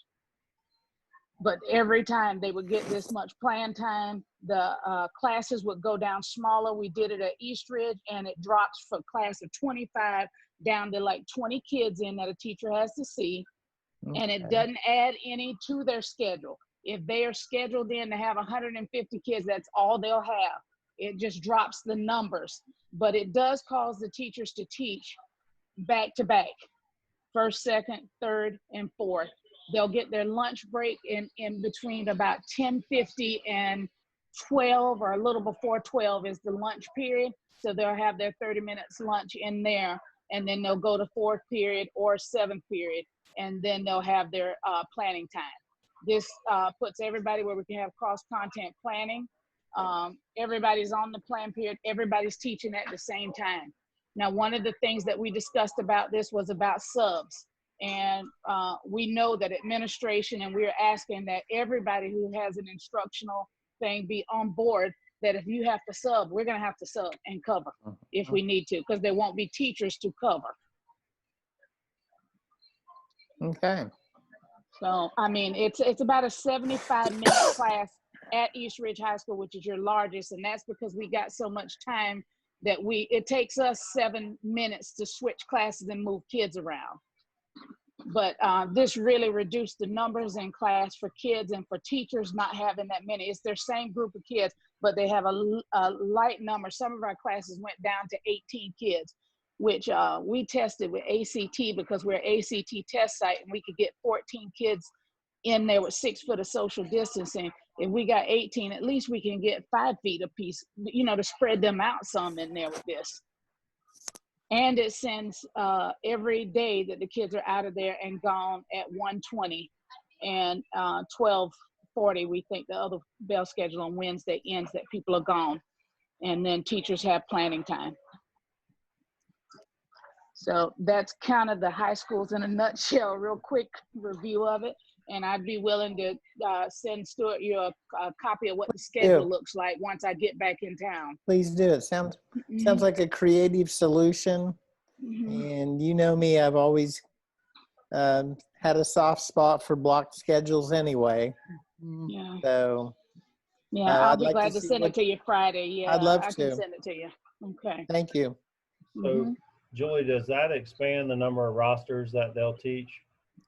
No, what it does, it takes their same kids that are rostered right now in those classes, and it spreads it out to one more class. So that's what brings down the numbers.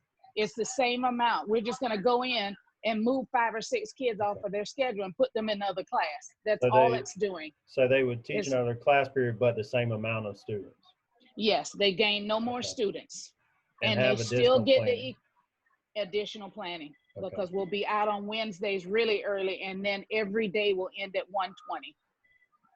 Okay. So, you know, we had a lot of kids on modified block, parents only wanting to come half day. Well, you can come full time now because we're getting out at 1:20 every day. Sounds like a creative solution. I'd love to see it on paper. Can you just, can you say one more time, the 1, 2, 3, 4, those And I'm periods. just saying, but it could go in any order. But Right, we got you got 7 class periods for kids. So it'd be 1, 2 would be block. Both of those are block. 3rd period is going to be a skinny. It's all year long because it's the odd one. But that's the lunch schedule anyway, where we've got to get lunch in for kids and teachers. And then 4th period would be block. So basically, that's first semester. Right. So the first semester, so this is by semester, then the second semester, it's the other rotating period. Yeah, it would be, it could be 5, 6, 3rd period, which 5, 6, 3rd period runs all year, and then 7th period. So basically your suggestion, I mean, this would really be a whole year. You wouldn't change this after the second semester. You'd stick this out the whole year? We'd stick it out the whole year, yes. Okay. Because that would be hard on teachers to go flip back and start adding kids back into different classes and courses with the content and stuff. And we found out that the most that most of our teachers would have is 2 preps. No more, because we looked at how that would look. We can move that because, you know, some teachers at smaller schools have 3 and 4 preps. So we're trying to look at how that would cut down on the preps per half of what they're teaching too, because that's a big one with them. You know, I think the preps are that's gonna be different from school to school, probably, though, right? Right, it will be. Any other things to add from our high school folks? Julie, you did pretty good with that. Yeah, Very good. And all high school principals were in agreement of this, to work it out what's best and bring the class sizes down. And we just believe that it is a lot for a high school kid to try to carry 7 courses with all this stuff going on and try to cut and separate. And it's hard for teachers to deal with all of that too, all the grading and stuff that goes on right now. It's just, it's a big deal with them. Yeah. You mentioned the intervention period. Yes, that will still have the intervention period in it with that time. So that doesn't take it away, because that's part of academic time. And so that goes in. And like Leesburg High School is running intervention only 2 days a week, so they can put theirs in for Thursday and Friday.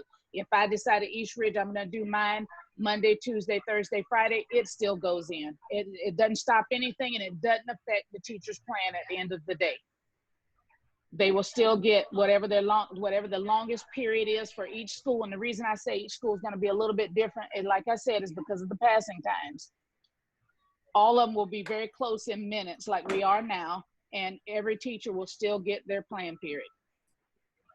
And on Wednesdays, they'll get a lot of plan time, so it'll be more, which I think they need, guys, because it's going to be, even on a block, you got to look at the amount of grading and stuff that they do, so they're going to need that time.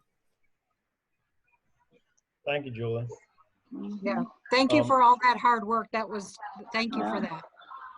That group has been extraordinary. They've been burning the midnight oil. Also with our And middle school. Oh, go ahead. Chad, I'll make sure that I get with Stuart and get that to him. I can get it to him Friday and get it down there, get it to him. So I call him and let him know that it's coming. Okay, Cool. thank you so much. Okay. Now we have Mr. William Roberts from Windy Hill Middle. He's going to present the ideas from the middle school principals. Oh, Julie set that bar pretty high, so I'm going to try to follow that act. Good luck. Well, actually, there's a lot of similarities I'm going to be able to pull from what Julie had presented. But the middle schools, and just to start off, we are all in agreement. We are going to commit to the same exact thing on these elements that I'm going to share. And it's going to be block scheduling in middle school. And it is going to be a 3-period day. And so right now, teachers typically have a 5 out of 6 that they teach, but they would still have the same number of students like Julie shared, but they would teach 6 out of 6, so their students would be spread amongst 4 sections, and then they'd have a 1-hour plan period every single day. But for middle school, it would be at the start of the day from 8:45 to 9:45. And everybody would be on plan at the same time, which is nice because it protects the teacher's plan period. And then you'd have an A and a B day. So let's say, and it really, I mean, it doesn't matter which periods it is, but let's say 8A is periods 1, 3, and 5. And then on the B day, which would be the next day, would be periods 2, 4, and 6. So middle school is a little bit different because students test in every single grade level. And in some grade levels, they take multiple state assessments. So the middle school consortium wanted it that they would see that every teacher could see all of their students from the beginning of the year, and it wouldn't be semester. So you'd have an A day, and then you'd have a B day. So you'd have 3 90-minute periods a day. And on your A day, periods 1 through 5, you'd have your lunch in the middle, and also you'd be able to get the remediation time in the middle part of the day. And then you go to your B day, which would be your 2, 4, 6, and then you continue the alternating schedule. And what this allows us to do, which is kind of tricky in middle school, is we are really getting in cohorting in this option, because really you're only going to have 3 groups of students. During lunches, you'll be able to take those same students and they'll be able to sit together as, let's say, 3rd period falls in the middle of the day. They'll be able to sit as 3rd period in the lunchroom. So again, it's not a different cohort of students when they go and transition into lunch. All schools, the periods will be 90 minutes long. Teachers will have that 1-hour plan at the beginning of the day. And then you also have that professional time on Wednesdays after school as well. And then ultimately, you're going to reduce class sizes between 15 to 20% by spreading those students amongst the 6 periods as opposed to the 5 periods.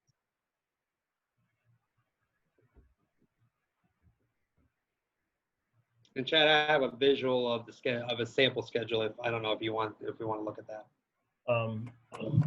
Sure. If I give you screen sharing. Sure. Yeah. Okay. Sure.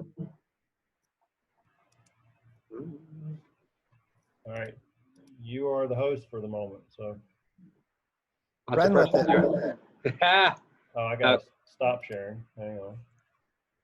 And now you should be able to share, right? Yes. All right. Able to see that? Is that popping up? Yes. Yeah.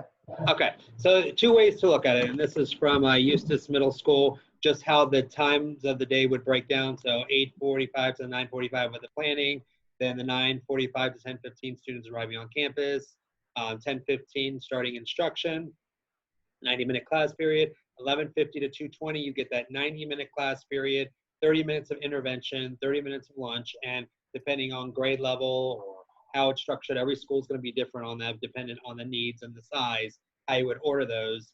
And then at the after that, you'd have your final 90-minute period at the end of the day, and then dismissal.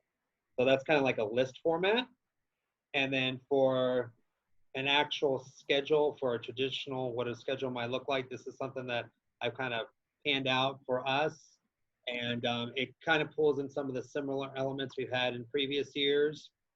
And so there's some familiarity with our staff. And then you have the planning time. Then when we start supervising students, beginning first period, starting with the announcements, the instructional time, moving into lunches and that lunch wave. And then also with that, another benefit of this is there's multiple schools that could add additional lunches in through this time that we have now and through this block. So that lessens the size of the lunch waves and the number of students in the cafeteria. So it's another benefit there. And then moving into our third period of the day, which will be another 90-minute block, and then dismissal.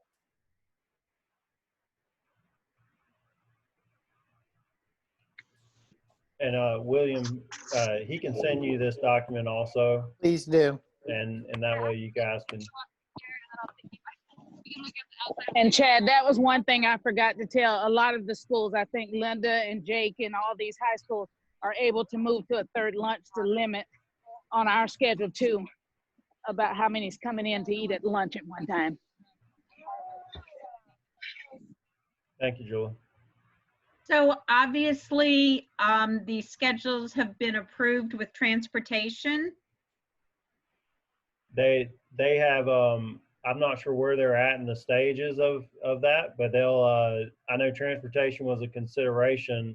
I don't think they've been flushed out through transportation yet, but I'll let, can the principal speak to that? Chad, my conversation with Dr. Wisecoff was because of the high school getting out, that they were going to look at it and she was going to be getting with transportation. Okay. But there was no final on that yet. And we're in the same boat when we plan, because we know we can't get the students out any earlier because we're dependent on the schools before us and elementary times not changing. So that's why our plan period's at the start of the day. Mm-hmm. That's a good But your question. students will have to arrive later. Correct.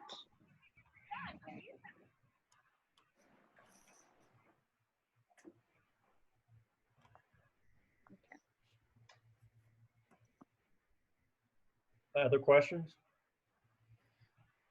Not right now. A lot to think about. Mm-hmm. And everybody's been pressing for an immediate plan. And, it came to a point where we felt like, we got to step back and let the experts do their work and then get it to you guys for consideration. And that way nobody feels blindsided or left out in the cold on these things. So we'll get you those supporting documents so you can look at them. But really what we're looking for today is you guys giving us a nod to consider these options at the secondary level, and we can continue to work out the details with you guys and hopefully arrive at some agreement here in the near future. I think it's a good starting point. Yeah. Liz, I'm sorry. I appreciate. That's okay. I know I appreciate letting the experts at the various levels try to come up with a solution as opposed to just one group of people. Yeah, I think it's important, and these folks have taken a lot of ownership in trying to come up with some plans that are well thought out. And I can tell you this probably wasn't their final version, definitely wasn't their first version. They worked really hard, and I couldn't be more proud of the folks who have been trying to provide something that takes into consideration the health safety of our students and teachers. And so they should be commended. And I look forward to working, through some of the bargainable details of it with you guys, because I know it's the same thing. It's important that we all work together to get there.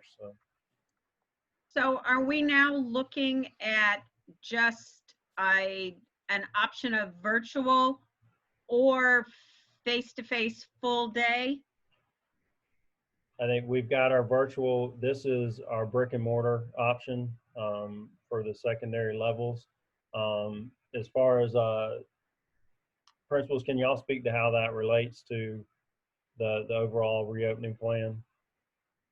Well, at East Ridge High School, Chad, I had 184 that wanted to go modified day, or they were going to turn around and go virtual if we were full day.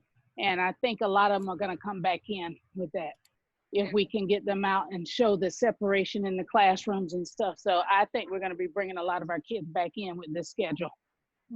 Because that's what they were afraid of. They were afraid of the 7 classes all packed in together and nothing really changing except for us asking them to just come back in and we'll work with you. So I think the modified day is still on the table, Charlene, to answer your question, but I think we'll see some float back in the brick and mortar direction with that. But we'll still have to offer those that hybrid option there. But those are things I think. Go ahead, Jake. The modified option, most of the people that we had at Tverys that were asking for it, were really talking about dual enrollment or doing just 1 or 2 electives off campus, which we've always done. We've just never called it a modified. You know, we had kids go in dual enrollment. We'd have kids come in for the core and take their electives. So it's nothing really different for the most part. I just think this option really reduces the number of kids by almost 50% that a teacher would see, which is a significant, I think, benefit to everybody's health. It reduces the transition, reduces lunches, so it gives everybody, under the situation that we're under with the governor's executive order, we have to. I think it gives everybody better health options for both teachers and students. Will parents have the flexibility if they are fearful of trying brick and mortar once after maybe a couple weeks where they're seeing that hopefully it's working successfully? Would they have the option then to come back into that? Guys, do you have a response on that? Because I think I do, but I want to hear. Go ahead, Linda. It's going to be very difficult to, I think we need to put some parameters on there. I know we cannot say to a parent, you cannot bring your kid back, but when you're going on this type of schedule and you have not been in that environment to receive the instruction and then try to come in and add you in, it is going to be very difficult for teachers to do that. So you're going to ask teachers now, they're going to have to go back and reteach when they weren't getting it before virtually.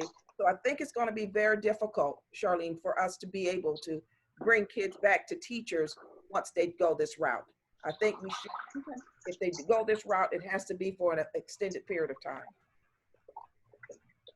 I think that's where it's going to be really important that we counsel our families and our students through the different options and things that are available, because Stacey, give me some toilet paper. Hang on a second.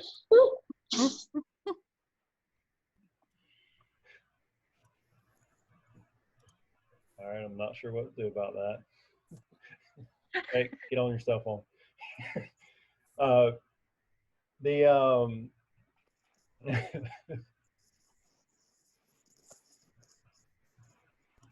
I'm sorry. I think there we go. That's what we're looking for. I think one of the issues is that parents they saw what virtual they think was going to look like this past 9 weeks. And we've been trying to tell them that this is not what virtual will look like in the virtual world. And I think, Charlene, I think that we're going to see those parents that choose that virtual route, and then in midstream, they're not going to see their kids being successful, and then they're going to want to come back and join. And that's where we're going to have some issues, because the true virtual school was not what they saw for 9 weeks. Absolutely, great point. So we'll be flexible where we can, but we're going to really guide them to what's the best decision for kids.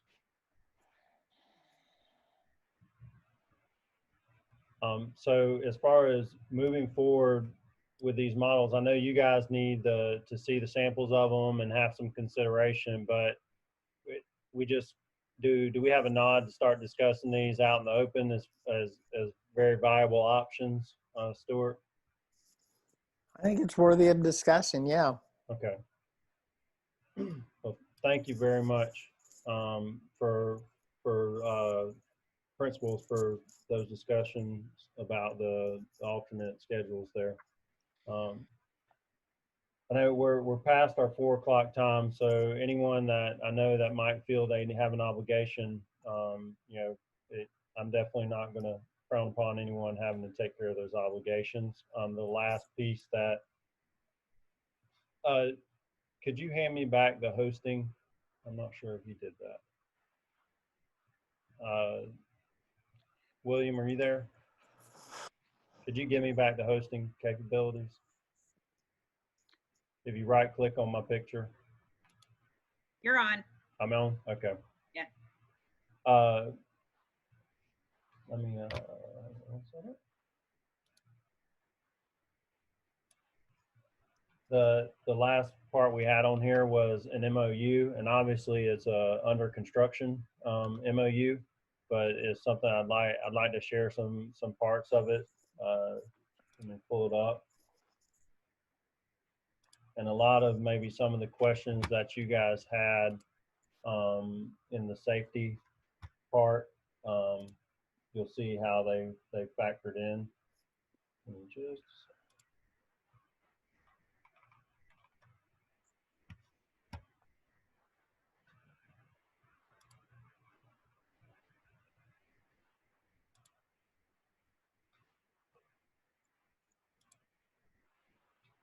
All right, can everybody see my screen now?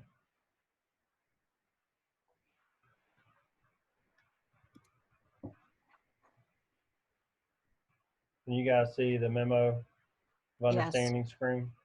Yes. Okay. And basically this is, it starts to line out some of what our life will look like. That first paragraph, that not something that is, you know, that I'm really passionate about, just shows we have some agreements. I know you guys might have some thoughts, and I'd be more than willing and open to adjusting what that opening paragraph says and states that will be palatable for you guys.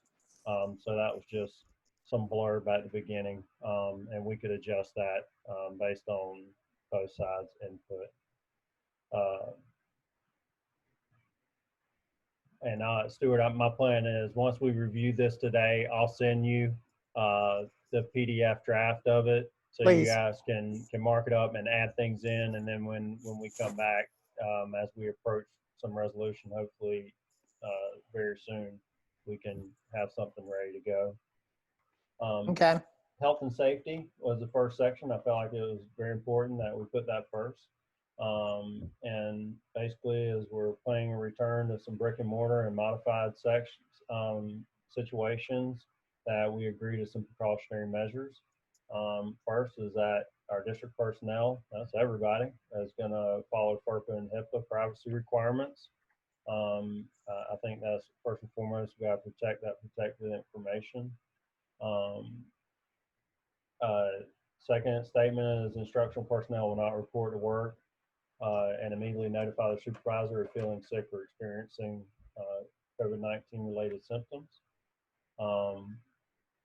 Instructional personnel are required to wear a protective face covering on district property anytime the social distance of 6 feet this cannot be achieved. Then the next one speaks to the guarantee that students are going to be required to wear that protective face covering also. And then we get into what we will provide. The district will provide the reusable cloth face coverings. The district will provide plastic face shields upon request for instructional personnel whose duties require them to frequently work in close proximity to students for extended periods of time, i.e. services to students with disabilities and providing therapeutic support. And like I said, those are going to be the ones that are priority. And then as they become more available, you know, our hope would be that anybody's needing those things, we could provide them to. We'll provide rubber gloves to instructional personnel upon request. The district will provide hand sanitizer for every classroom or learning environment. Classrooms and other learning environments will be supplied with necessary resources to sanitize hard surfaces periodically. Again, that's that we're supplying them and not necessarily requiring the usage there. Instructional personnel who suspect a student exhibiting symptoms will send the student to the school clinic immediately. Instructional personnel will not be required to perform temperature checks on students. again, you know, there's some freedom if they'd like to, then that's a possibility if it's done in a proper way. Instructional personnel will not be responsible for cleaning any area that has been exposed to bodily fluids as a result of someone exhibiting a symptom of COVID-19, i.e. respiratory droplets or other bodily fluids from a cough or sneeze. So from the safety, any questions? And this puts in assurances from our point of view, and I fully expect you guys to have some assurances you would add in here. So any questions on what you've seen in these so far? Not yet. Okay. I mean, it's going quick, so I'm sure I will, but yeah, I know. right now. Then you've got your COVID-19 related leave. Basically want to establish that instructional personnel will contact Employee Relations Department for guidance regarding COVID-19 related leave. I think it's very important that we help guide our employees in their decisions because it can get very confusing depending upon the circumstance. Instructional personnel will be provided additional paid leave under the provisions of the Family First Coronavirus Response Act. The paid 2-week leave under the Emergency Paid Sick Leave Act will be utilized before an individual must use their own accrued sick or personal leave. And I know you'll have some thoughts on that as we talk about multiple quarantines. Yep. Instructional personnel with an increased risk for severe illness from COVID-19 as established on CDC will be eligible to apply for extended leave of absence. Submission of proper documentation to employee relations is a requirement for consideration of the extended leave. And then the next one extends that to instructional personnel acting as a legal guardian and residing in the same residence of someone with an increased risk for severe illness, because that's been a concern. Again, we'll need proper submission of proper documentation as we consider those leaves. In order for that to be possible. And then all qualifying and properly documented requests mentioned in the 2 preceding bulleted statements will be approved. So essentially, if you can provide to us the documentation that you're someone who has these issues, is that they will be approved. It's not like, you know, we're just going to be willy-nilly shooting things down left and right for no reason. Instructional personnel returning from a board approved extended leave of absence will be guaranteed to return to their previous position.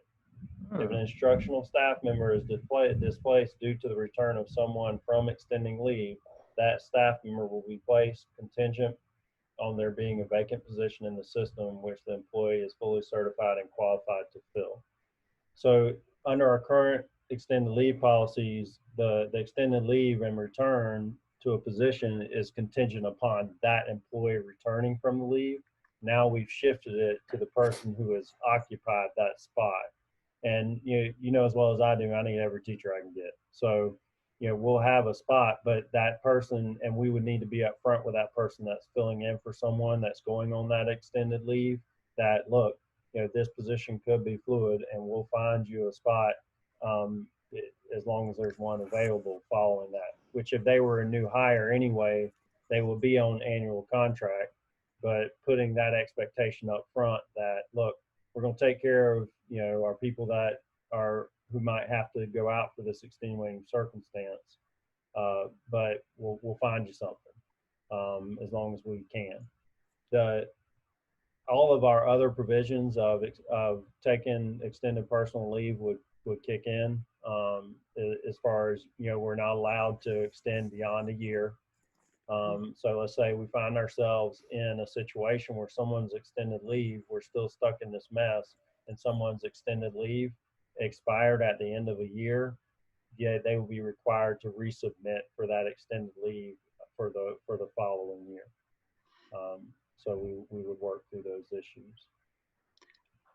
I guess I have some initial just thoughts on that. So if someone is expressing or has a medical note that says they can't, it's a leave. It wouldn't be something that the county just says, oh, you could do your job virtually or work from home. I think that's part of it, is if they're in a setting that something could be managed remotely, I think we could look at that. It just, and that's kind of where I need some help, is kind of looking through the lens of the different roles of Right. instructional personnel. And when I start looking at other areas of personnel, because at the end of the day, we're not going to have, I think everybody in their mind is picturing, oh, well, this many kids are signed up for virtual, so that's going to yield this many teachers. And that's not how it works, because we don't get fully funded FTE for virtual, and therefore we can't just dump a bunch of allocations in there. And that's why you have those freedoms with class sizes on that virtual side. So, and then one more question. I do get that point that you're saying on that one, but when you do an extended leave, are you committing to taking one full year off? Is it a 3 months, 6 months? So someone we might replace, can they just come back whenever they are ready? I think an extended leave is anything that's got to be board approved over 10 days. Okay. So that's when you would request an extended leave. And we'd be looking at it as, if someone gets back into a range of comfort, we could evaluate, when they enter and exit. And I think it would probably be wise to then also look at how that impacts kids also. But, if someone wants to come back currently, if someone's on an extended leave, they do have the freedom to return, and we have to work through those issues. I just think that leaves an interesting aspect for the employee that now is displaced because they were filling in. So like, are we going to have salary issues and money issues? And, there's just a lot that's now initially going through my head with that.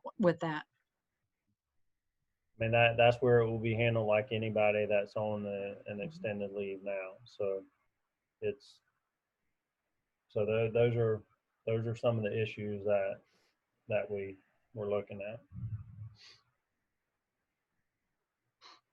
This is, I mean, these are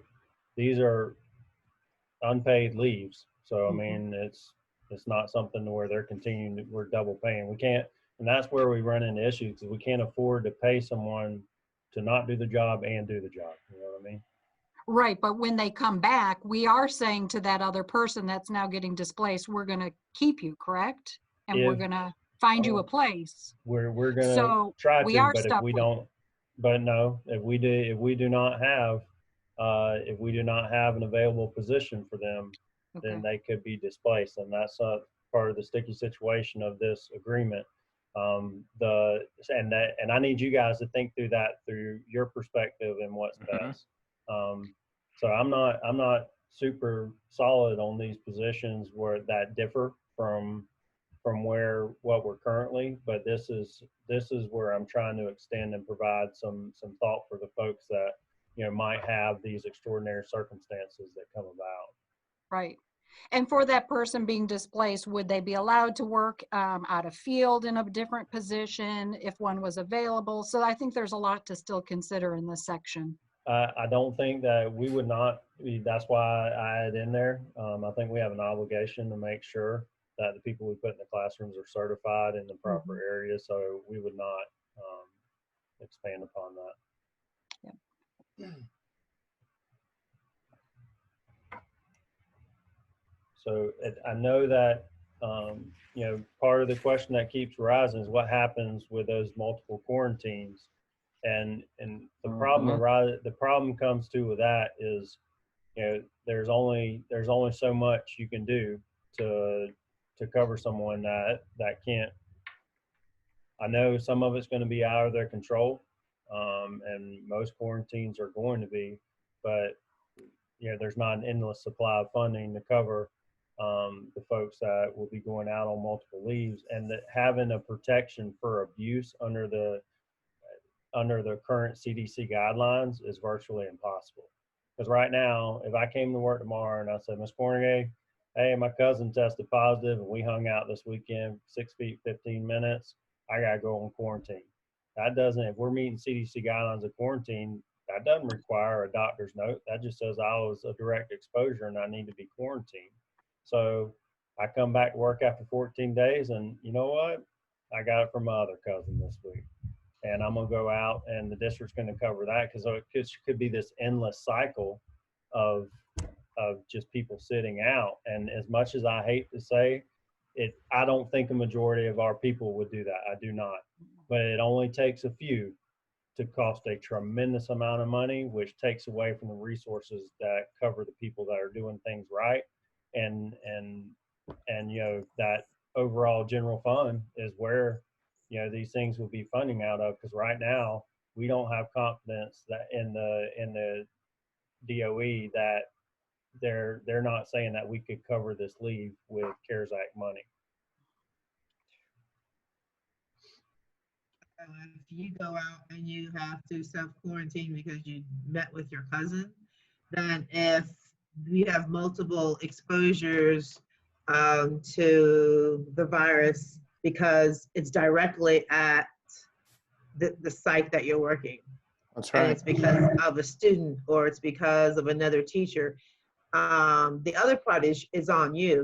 We can't control that, but if the exposure happens at school, I do think that there should be some compensation or something, because you're doing things right at home. You're not going anywhere or doing anything, and you were exposed at your site. I don't think the problem where you run into that, Liz, is it's just like a workman's comp issue, is there's no real way to prove where you got that from. Even if you had an event because I've already seen it in that where you had an event, two different events going on at a school. I've had people interrelated in the same event that someone brought it in for themselves, and also a strong suspicion that somebody brought it in and exposed other people. So it's how you untangle those events and distinguish that something occurred in the work environment is essentially impossible.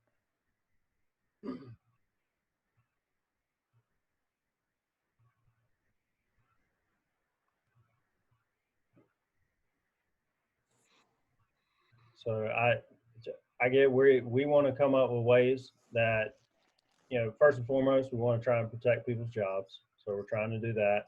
And then we want to provide, you know, compensation for coverage for some of the period. But as far as just an infinity, you know, situation, we've got to be very mindful of that and how we handle it. So if you guys can, you know, come back with, you know, some ideas. Okay, I get some. Okay. So as far as the MOU goes, from there, there's some other impacts that I think fall into, as you guys think about the work schedule is just what I labeled it, just because I didn't know what to call it, because I haven't talked with the principals at great length, and they've been doing a lot of that legwork. So we'll figure out ways to incorporate some of those, how we incorporate the learning plan and reopening plan into that section of it. And then on the training and professional development,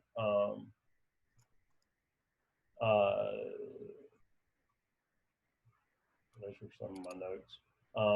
Basically, the instructional personnel will complete the Google training certification during pre-planning, or hopefully that if we arrive at a pushback of the start date, they'll, you know, plenty of time to get that done. And a lot of folks will already have a lot of that done. So that's what'll be cool, is that not all of them will, you know, have to go through all the modules again. All instructional personnel receive proper training and review of established safety protocols. We're still pulling that stuff together, and that's more of a benefit to the employee, so they feel equipped and ready when students show up at their doors. Okay, this is how I handle this COVID-related situation, or this is how I'm aware of what the current symptoms, kind of like Charlene mentioned earlier, are. So, and then sometime during that week, if we can get the push start, that's what we were saying. Instructional personnel will be required to rearrange the classroom or instructional space to allow for social distancing to the greatest degree possible. And when 6 feet isn't possible, you know, just those were just notes where I was trying to include some things. So. So as we move forward, as far as I'll send you this. The principals are going to send you some of the sample All right, good. schedules, and we'll continue to work.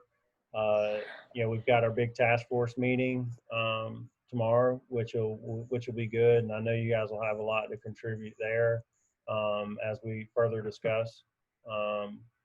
And then board meeting and workshop, we'll get more of that board input and see where they're landing.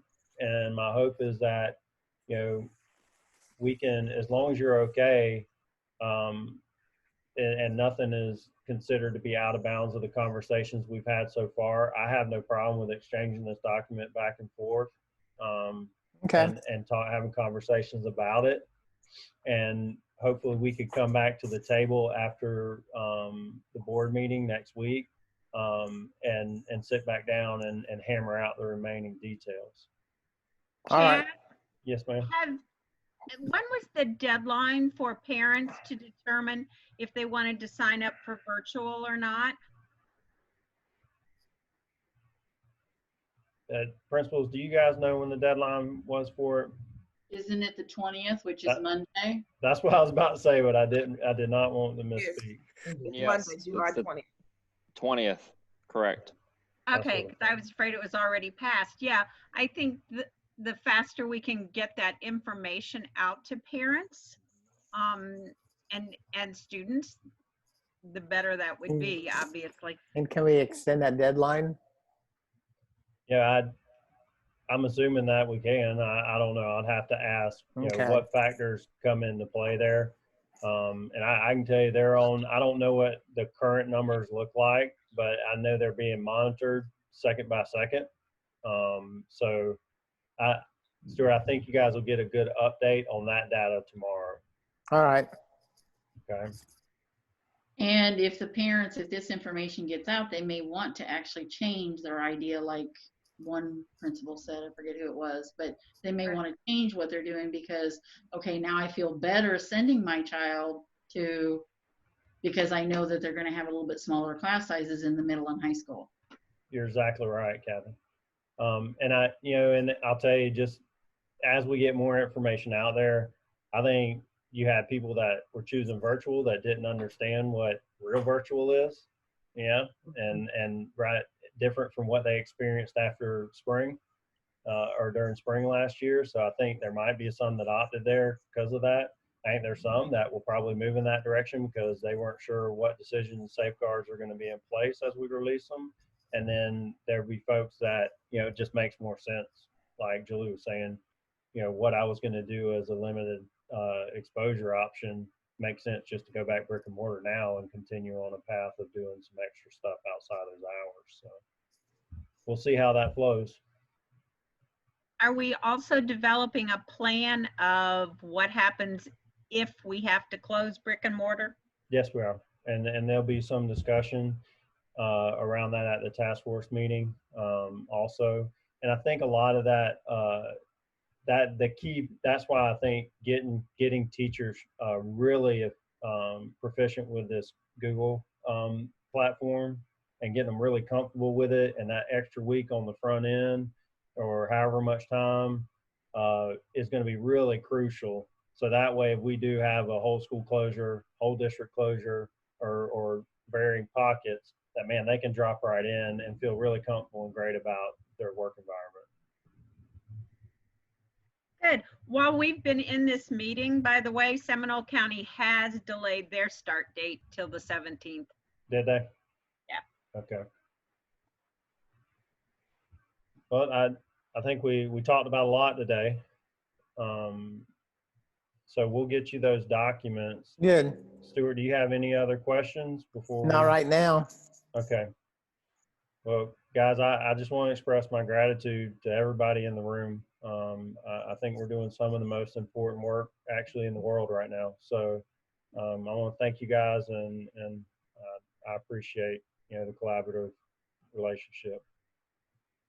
So are we making another date, or are we on hold? I think let's if we can aim for if we can hear out the task force meeting tomorrow, and then probably let's tentatively set something for, let me pull it up. About 21st. Am I still sharing my screen? Yeah. All right, let me figure out how to undo that. There we go. You don't want to see my calendar, it's ugly. It frightens people. Probably no worse than ours. I know. What date did you say? I'm sorry. 21st, perhaps. Yes, sir. I think that's I think we aim for the 21st coming out of It's that a Tuesday. workshop. Yep. Our brains might be a little melted because I have these workshops. I've been watching some of the other districts. Woo. So Yeah, I know. pack your lunch. I know that, Stuart, just so you know, there's about 3 of us that are in the literacy coaches camp Monday and Tuesday. How long does Okay. that last, Kirsten? I'm not sure because they're changing it to virtual, so I know some of the scheduling is going to change, but maybe if we could keep it in the afternoon again, it would all work out. Afternoons what I'm help thinking. me because I'm waking up to It's a till long 4 list o'clock. of issues every day. It's 8 to 4. They were going to send out a new schedule. Did they get that? Yeah, I Emmy? just got it today. It's 8 to 3:30 for day 1 and 8:30 to 4 for day 2. But I know some of my folks, I might be a little limited also. I don't know, Stuart, that's up to you because that's your team. So Yeah. You know, maybe I think we could figure it out. Maybe at least 1 or 2 of us Okay. jump off that virtual and jump on this one. We're fluid. you can zoom from one to another. Maybe we could split the difference and maybe start it like at 3. So, I mean, that That'd would be good. That would be a little bit That easier. could work. All right, well, we'll plan for 3 o'clock Tuesday, the 21st. All right, sir. Thank you. All right, well, guys, if that's it, it is 4:38. Appreciate all the hard work, and I'm going to stop the recording now.